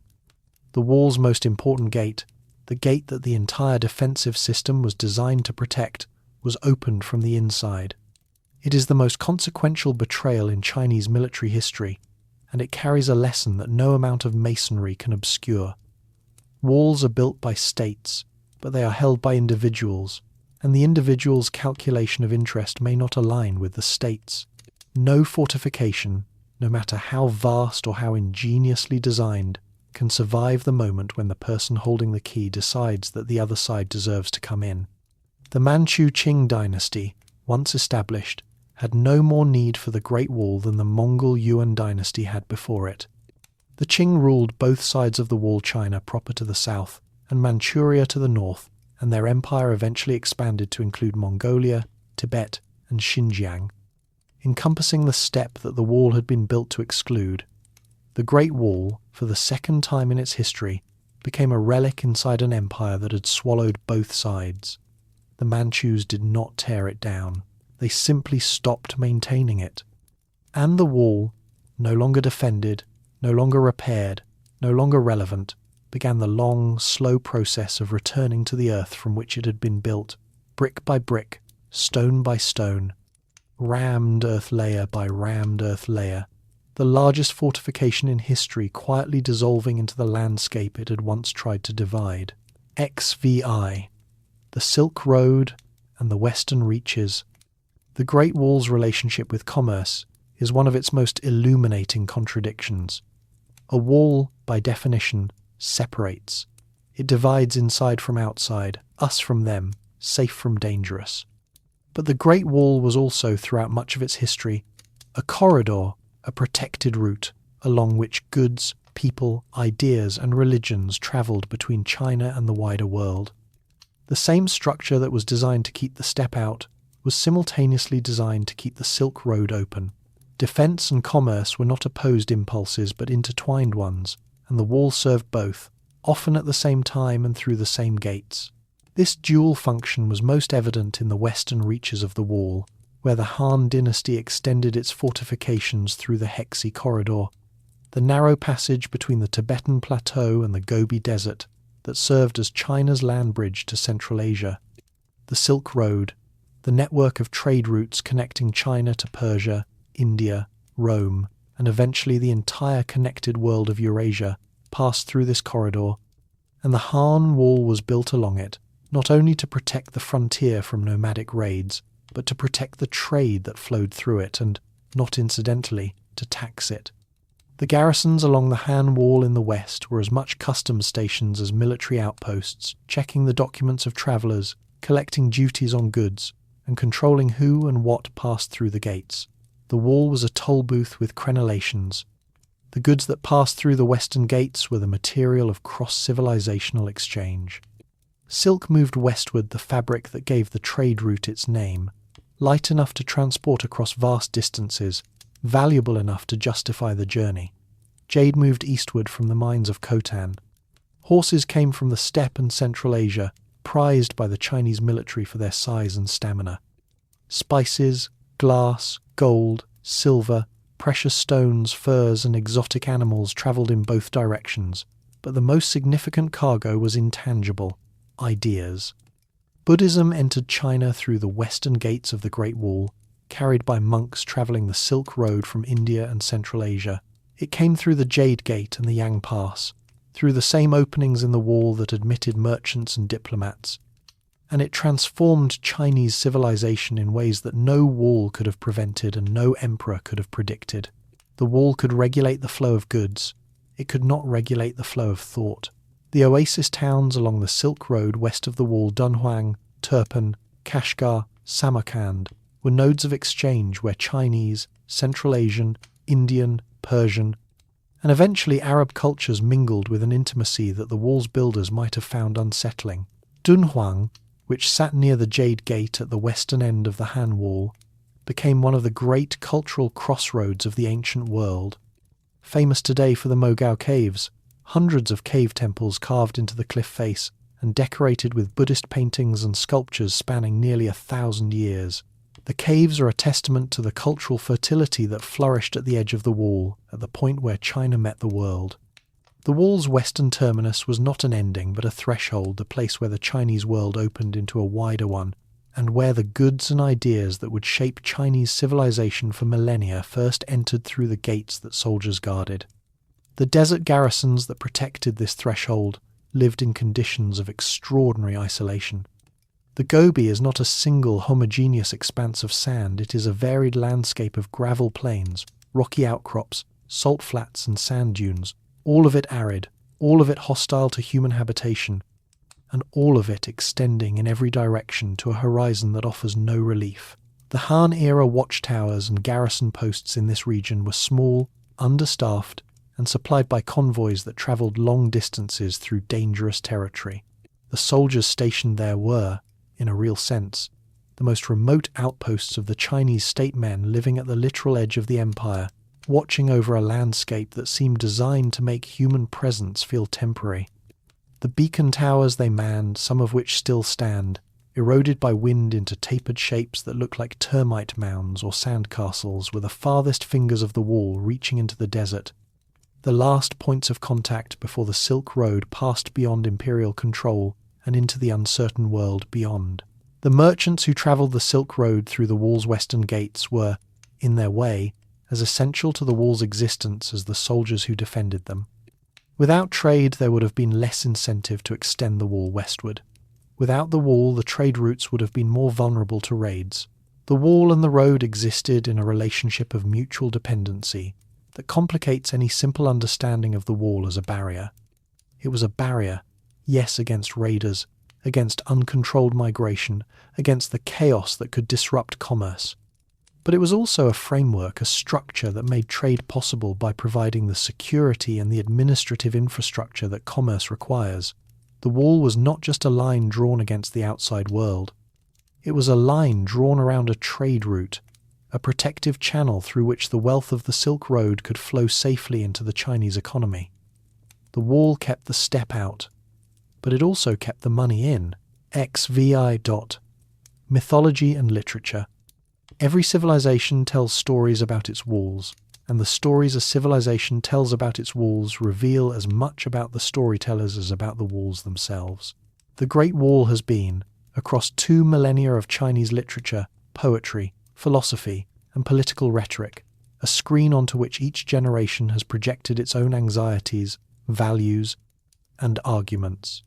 It has been a symbol of tyranny, of vigilance, of national identity, of hubris, of suffering, of strength. It has been cursed by poets and celebrated by politicians, mourned as a monument to oppression and exalted as a monument to civilization. It has been all of these things because it is large enough to mean anything, and old enough to mean everything, and because a wall that stretches across a continent provides ample surface area for the projection of meaning. The legend of Ming Dynasty, which we touched on earlier, is the oldest and most enduring of the Great Wall's mythological associations. The story exists in dozens of versions across more than 2,000 years of retelling, but the core elements remain consistent. A woman's husband is conscripted to work on the wall. He dies during construction. She travels to the wall to find him. Her grief is so powerful that the wall itself crumbles, revealing his bones. In some versions, the first emperor himself appears, is moved by her beauty, and proposes marriage, which she accepts only on the condition that her husband be given a proper burial, after which she throws herself into the sea. The story has been adapted into operas, plays, novels, and films. It has served as a vehicle for political critique, the tyranny of the state, the suffering of ordinary people, the callous ambition of rulers who build their monuments on the backs of the powerless. And it has served as a vehicle for something deeper than political critique, the assertion that individual grief, individual love, individual human feeling has a power that can crack the foundations of the state's grandest projects. The wall is strong, but Meng Jiangnu's tears are stronger. It is the story China tells itself about the human cost of its own greatness, and it has never stopped being relevant. In classical Chinese poetry, the Great Wall appears frequently as an emblem of the frontier of distance, separation, loneliness, and the sorrow of soldiers stationed far from home. The Tang Dynasty, despite being the dynasty that least needed the wall militarily, produced some of the most poignant poetry about it, because the idea of the frontier, was a rich subject for poets exploring themes of duty, sacrifice, and the melancholy of distance. Wang Changling's Out at the Frontier and Li Bai's The Moon at the Fortified Pass use the wall as a backdrop for meditations on the soldiers who guard it and the families who wait for them. Themes that echo across cultures and centuries and that lose none of their emotional force for being universal. The wall in these poems is not a strategic asset or an engineering achievement. It is a place where people are sent and from which they may not return, a geography of loss. In the modern era, the wall's symbolic meaning has been deliberately shaped by the Chinese state. The wall appeared on Chinese currency, in national rhetoric, and in the language of political campaigns designed to build national unity and pride. Mao Zedong had a complex relationship with the wall. He recognized its symbolic power but was wary of celebrating what was, after all, a monument built by imperial dynasties using forced labor, which sat awkwardly with communist ideology.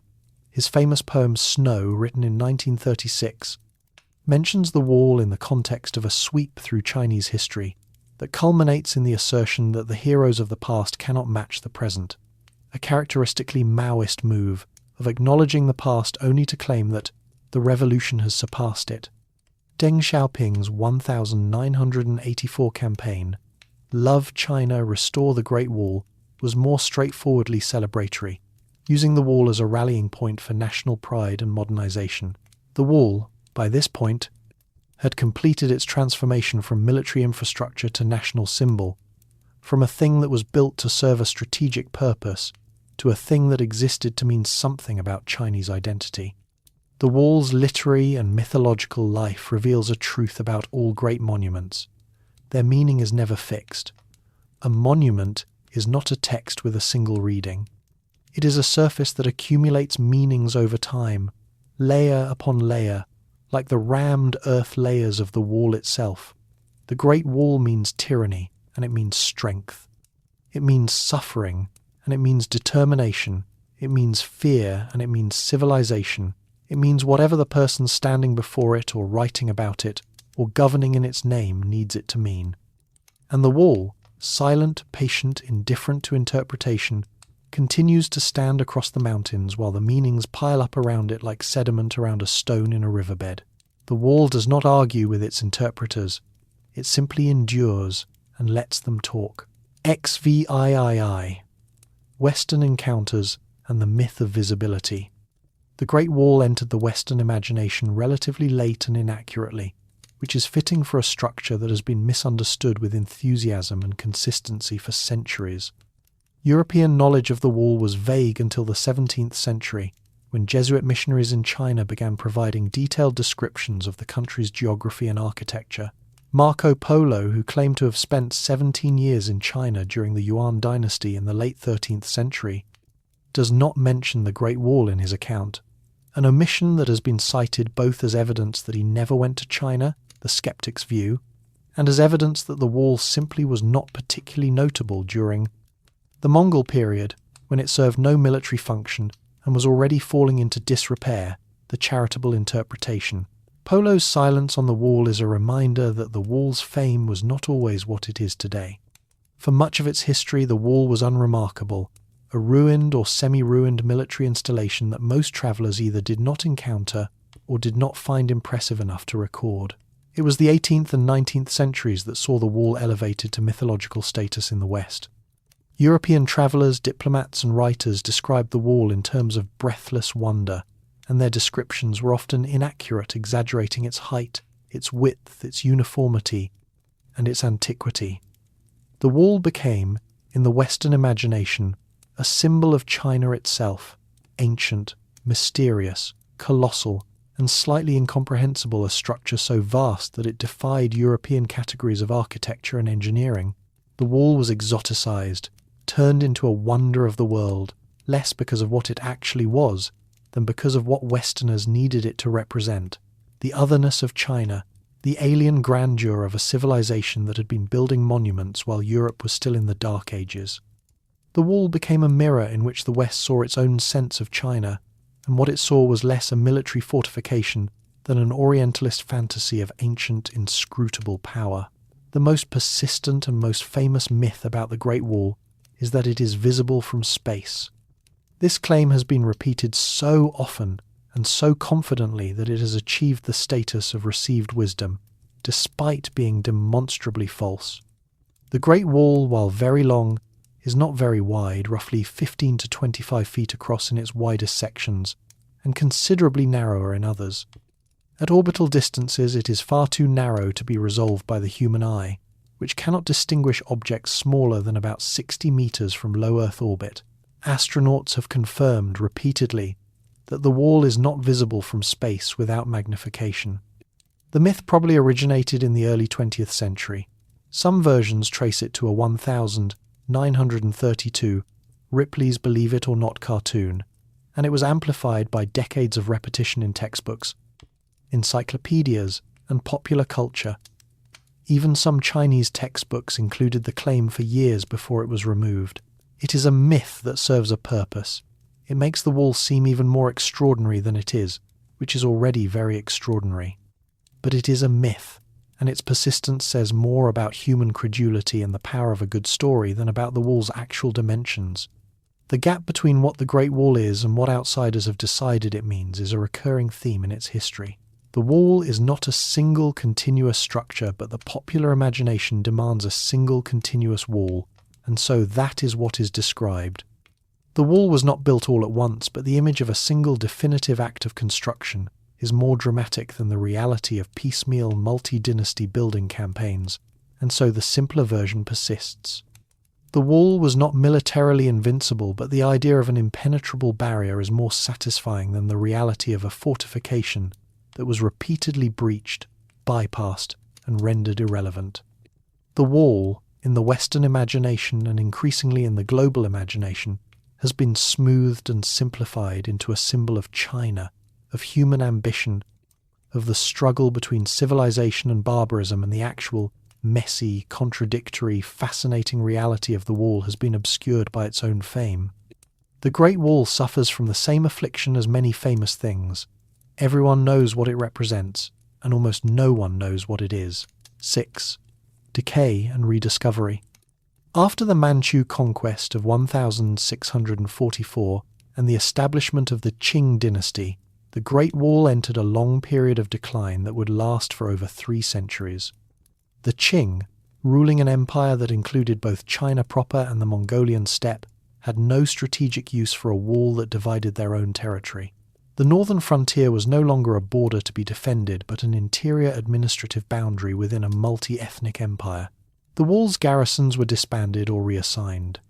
The supply lines that had sustained the frontier forces were redirected. The watchtowers, no longer manned, fell silent.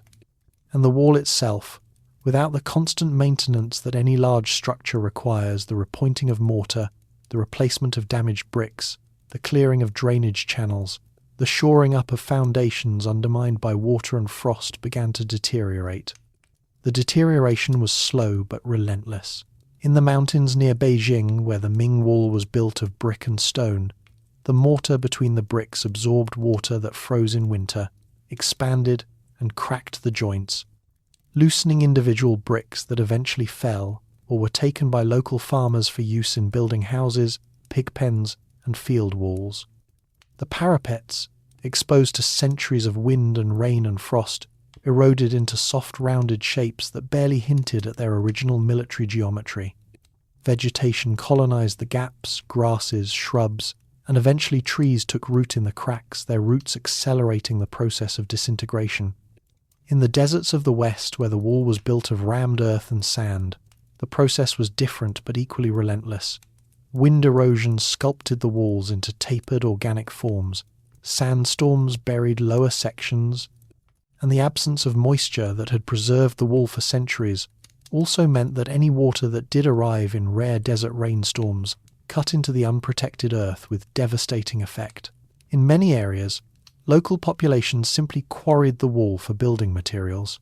This was not vandalism in any conscious sense, it was practicality.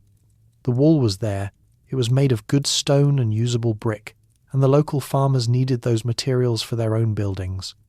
Why carry stone from a distant quarry when the wall provided an inexhaustible supply right at hand? Over generations, entire sections of the wall were absorbed into the vernacular architecture of the communities that lived along it, wall bricks becoming house walls, watchtower stones becoming foundation blocks. The Great Wall of China distributed, brick by brick, into the kitchens and courtyards and livestock pens of northern Chinese villages. The wall did not simply decay. It was recycled, repurposed, and quietly consumed by the very people it had once been built to protect. There is something democratic, almost poetic, about this process, the wall of emperors becoming the walls of farmers, the grand imperial project dissolving into the domestic architecture of ordinary lives. The wall's modern rehabilitation began in the 20th century. Driven less by military necessity, the age of the wall as a defensive installation was long past, than by the growing recognition that the wall was a symbol of national identity that could serve the modernizing Chinese state. The process was gradual and uneven. In the early 20th century, as China struggled with foreign imperialism, civil war and revolution, the wall served as a metaphor for national resilience, the ancient barrier that had protected China for centuries, now repurposed as a symbol of the nation's determination to survive its current crises. After the establishment of the People's Republic in 1949, the wall's relationship with the state became more complex, as the communist government had to reconcile the wall's value as a national symbol with its origins in imperial tyranny and forced labour. This reconciliation was never fully resolved. It was managed, with the wall's symbolic value ultimately outweighing its troublesome historical baggage. The formal recognition of the Great Wall as a heritage site nationally and internationally came in the second half of the 20th century. The wall was designated a national key cultural relic by the Chinese government, and in 1987 it was inscribed as a UNESCO World Heritage Site, joining a list of cultural and natural sites deemed to be of outstanding universal value. The UNESCO designation cemented the wall's status as a global monument, no longer merely a Chinese military ruin, but a part of humanity's shared heritage. It also introduced a new set of tensions. between preservation and access, between authenticity and restoration, between the wall as a historical document and the wall as a tourist attraction. These tensions remain unresolved and are, in many ways, the current chapter of the wall's story, the latest iteration of the 2,000-year argument about what the wall is for. XX. The wall as national symbol. The transformation of the Great Wall from a military ruin into a symbol of national identity is one of the more remarkable metamorphoses in the history of human monuments. The wall was built by forced labour, ordered by autocrats, and designed to express the anxieties of dynastic governments that feared they could not survive without dividing the world into inside and outside. It failed, repeatedly, at the strategic purpose for which it was built. It was abandoned, neglected, quarried for building materials, and left to crumble for centuries. And then, in the 20th century, it was resurrected not in stone but in meaning, as a source of national pride, a symbol of Chinese civilization's antiquity and resilience, and a monument to the nation's collective genius. The wall that was built by people who had no choice became the wall that a nation chose to celebrate. The ironies are not subtle, but they are instructive. Mao Zedong's relationship with the wall was characteristically complex.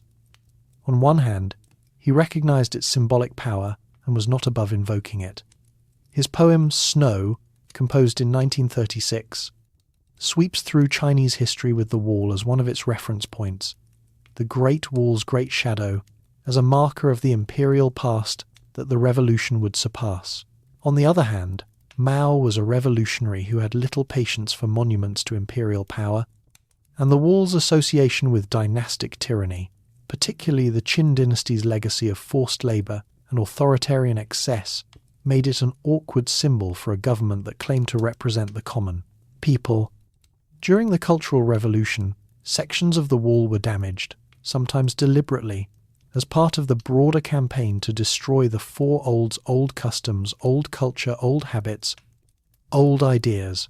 The wall was old in all four categories, and some Red Guards treated it accordingly. It was Deng Xiaoping who most decisively rehabilitated the wall as a national symbol. In 1984, Deng launched the campaign Love China, Restore the Great Wall, which framed the wall not as a relic of imperial oppression but as a testament to Chinese civilizational achievement, a structure that demonstrated the nation's ingenuity, determination, and capacity for great collective undertakings. The campaign was effective. It tapped into a genuine popular affection for the wall and channeled it into a broader narrative of national renewal under Deng's reforms. The wall appeared on currency, on stamps, in government propaganda, in the rhetoric of national pride. It was taught in schools as a source of inspiration. It was held up to the world as evidence of China's cultural depth. The forced labour, the death tolls, the imperial paranoia that drove the construction, these elements of the wall's history were not denied. Exactly, but they were de-emphasized, subordinated to a narrative of collective achievement that served the contemporary state's purposes. The wall's inscription as a UNESCO World Heritage Site in 1987 internationalized this narrative, giving the wall a place in the global canon of cultural monuments alongside the pyramids of Giza, the Acropolis, and the Taj Mahal. The UNESCO designation brought international attention, international funding for preservation, and international expectations about how the wall would be managed and presented. It also brought a new set of pressures: the obligation to maintain authenticity while restoring damaged sections, the need to balance tourism revenue with conservation, and the challenge of presenting a 2,000-year-old military fortification built by forced labour as a monument to universal value, without engaging too deeply with the more uncomfortable aspects of its history. The wall's status as a World Heritage Site is, in a sense, the latest chapter in its long career as a screen for projected meanings, now projected not just by Chinese governments but by the international community, which has its own ideas about what the wall should represent, and its own blind spots about what it actually was.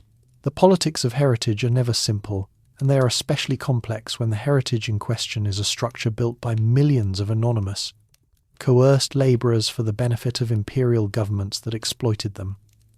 The Great Wall is a national treasure. It is also a national wound. Celebrating it requires a selective reading of history, emphasizing the achievement while minimizing the suffering, or perhaps reframing the suffering as sacrifice, which is a word that makes exploitation more palatable. Every nation does this with its monuments. The pyramids were built by workers whose conditions remain debated. The cathedrals of Europe were built by communities whose devotion was inseparable from the feudal systems that organized their labor. The Great Wall is not unique in being both a source of pride and a record of pain. It is merely the largest example and the most difficult to ignore.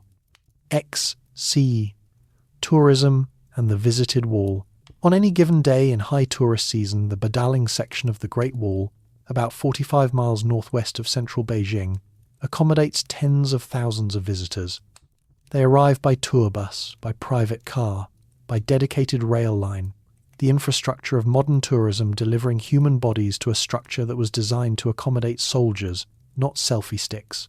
They ascend the wall via paved paths and cable cars, walk along restored parapets that have been resurfaced, remortared, and fitted with handrails and trash bins, and they take photographs, thousands of photographs, millions of photographs annually of themselves against the backdrop of the wall, curving across green mountain ridges into a haze that might be mist, or might be the air quality of a nation industrializing at unprecedented speed. They buy souvenirs at shops clustered around the entrance miniature walls, wall-themed magnets, T-shirts printed with "I climbed the Great Wall," and they eat at restaurants that serve the kind of food you eat at tourist destinations everywhere, adequate, overpriced, and consumed standing up. Then they leave, and the next wave arrives. The wall absorbs them all with the same indifference it has shown to everything else that has washed against it for 2,000 years. Badaling is the most visited section because it is the most accessible. The closest major restored section to Beijing, the best served by transportation infrastructure, and the most thoroughly prepared for mass tourism. It was one of the first sections restored in the modern era, open to visitors in 1957, and it has been receiving dignitaries, heads of state, and ordinary tourists ever since. Richard Nixon walked on Badaling in 1972. Queen Elizabeth II walked on it in 1986. Hundreds of millions of less famous people have walked on it in the decades since. The restoration work at Badaling is thorough, the bricks are clean, the mortar is fresh, the parapets are level, the steps are even. It looks, frankly, new. Which raises a philosophical question that applies to restored monuments everywhere. At what point does a restoration become a replica? If every brick has been replaced, if every surface has been remortared, if the wall you are standing on contains more 21st century material than 17th century material, are you standing on the Great Wall or on a very convincing reproduction? The answer, pragmatically, is that you are standing on the Great Wall because the Chinese government says you are, and because the experience of standing on it, the view, the sense of scale, the visceral encounter with a structure that runs across mountains to the horizon in both directions is real, even if the bricks beneath your feet are not original. Tourism does not require authenticity. It requires the feeling of authenticity, which is a different thing. Other sections offer a different experience. Mutianyu, about 45 miles northeast of Beijing, is less crowded than Badaling and features well-restored watchtowers with particularly fine views. Jinshanling, farther northeast, offers a middle ground between restoration and wilderness, some sections restored, others crumbling, the transition between them visible and instructive. Simitai, connected to Jinshanling by a stretch of unrestored wall, provides a more dramatic and less manicured experience, with steep, vertiginous sections that are not for the faint of heart. And then there are the sections that no tourist infrastructure reaches, the wild wall sections like Jiangku, where the wall has not been restored and where the bricks are tumbled, the parapets are broken, and the vegetation has begun to reclaim the structure with the slow patience that vegetation always brings to the task of dismantling human pretensions. Walking on the wild wall is a fundamentally different experience from walking on the restored sections. It is uneven, sometimes dangerous, always beautiful, and pervaded by a sense of time and entropy that the restored sections carefully exclude. The wild wall is the wall as history left it. The restored wall is the wall as tourism requires it. Both are the Great Wall, neither is entirely honest.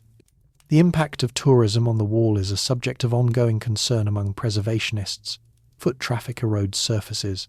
Visitors carve their names into bricks that have survived 5 centuries of weather only to be defaced in 5 seconds by someone with a key.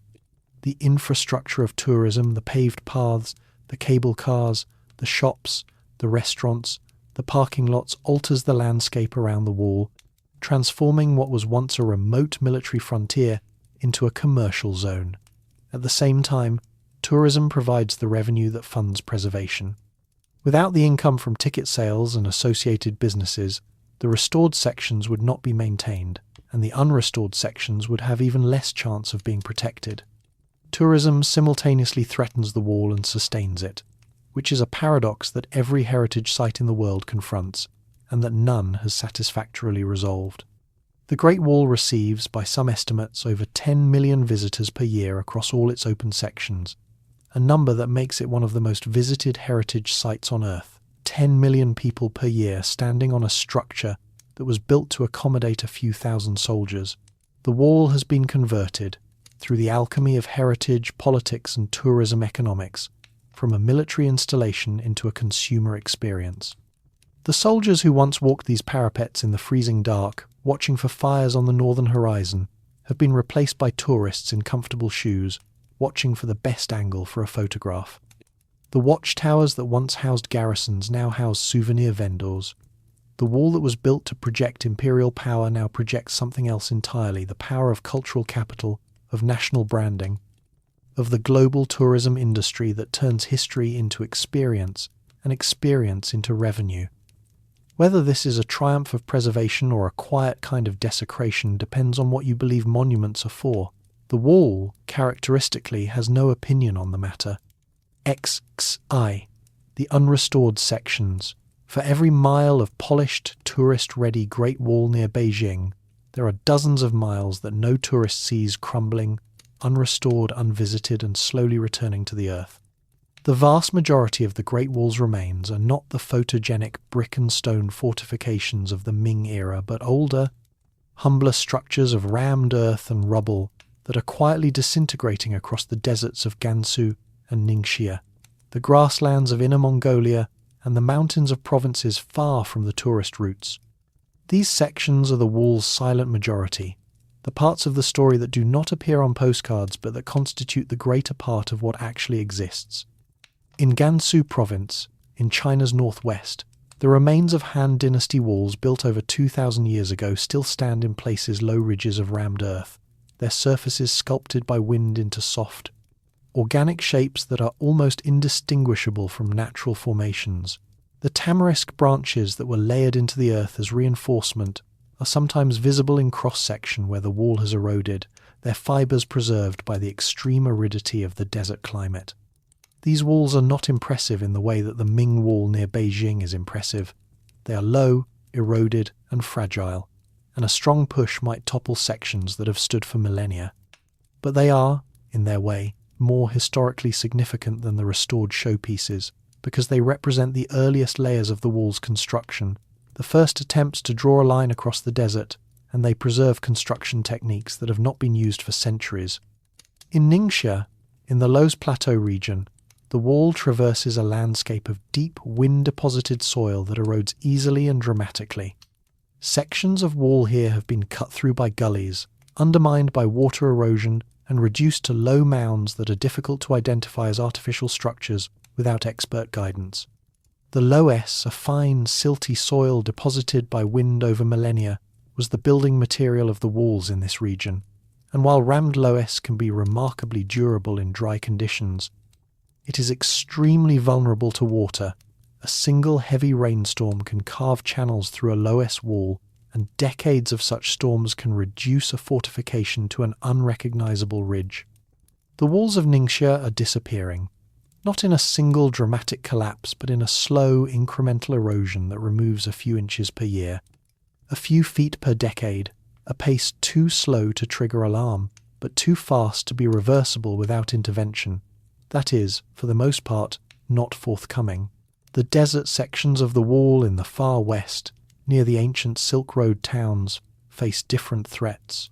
Here, Sand is the enemy, not the dramatic, cinematic sandstorms of popular imagination, though those occur too, but the steady, daily accumulation of wind-blown sand that buries the lower courses of the wall, fills the spaces between watchtower remnants, and gradually subsumes the structure into the desert floor. Archaeologists working in these areas sometimes discover wall segments that had been completely buried, their existence forgotten, until a shift in the sand exposed a few feet of rammed earth. The desert, which the wall was built to cross, is reclaiming it not aggressively, not maliciously, but with the patient, inexorable indifference of a landscape that was there before the wall, and will be there long after it has dissolved into sand and memory. The Chinese government has made efforts to protect unrestored sections of the wall, including legislation prohibiting the removal of wall materials and designating certain sections as protected sites. But enforcement is difficult across the vast distances and remote terrain involved, and the threats to the unrestored wall are diffuse and ongoing. Natural erosion, agricultural encroachment, road construction, mining, and the simple, undramatic fact that protecting a structure that stretches for thousands of miles through some of the least accessible terrain in China requires resources and political will that are not always available. The restored sections near Beijing receive the lion's share of attention and funding because they are visible, photogenic, and profitable. The unrestored sections in the provinces receive less of all three because they are remote, unremarkable to the untrained eye, and economically unproductive. The wall that most people imagine, perhaps 10% of what remains, is being carefully preserved.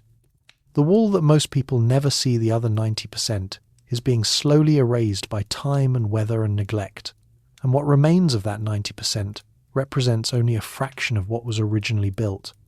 The Great Wall is not only smaller than people imagine, it is disappearing faster than people realize, and the silence of its disappearance is part of its story, the quiet counterpoint to the noise of the tourist sections, the gradual return of an empire's grandest project to the earth from which it was raised.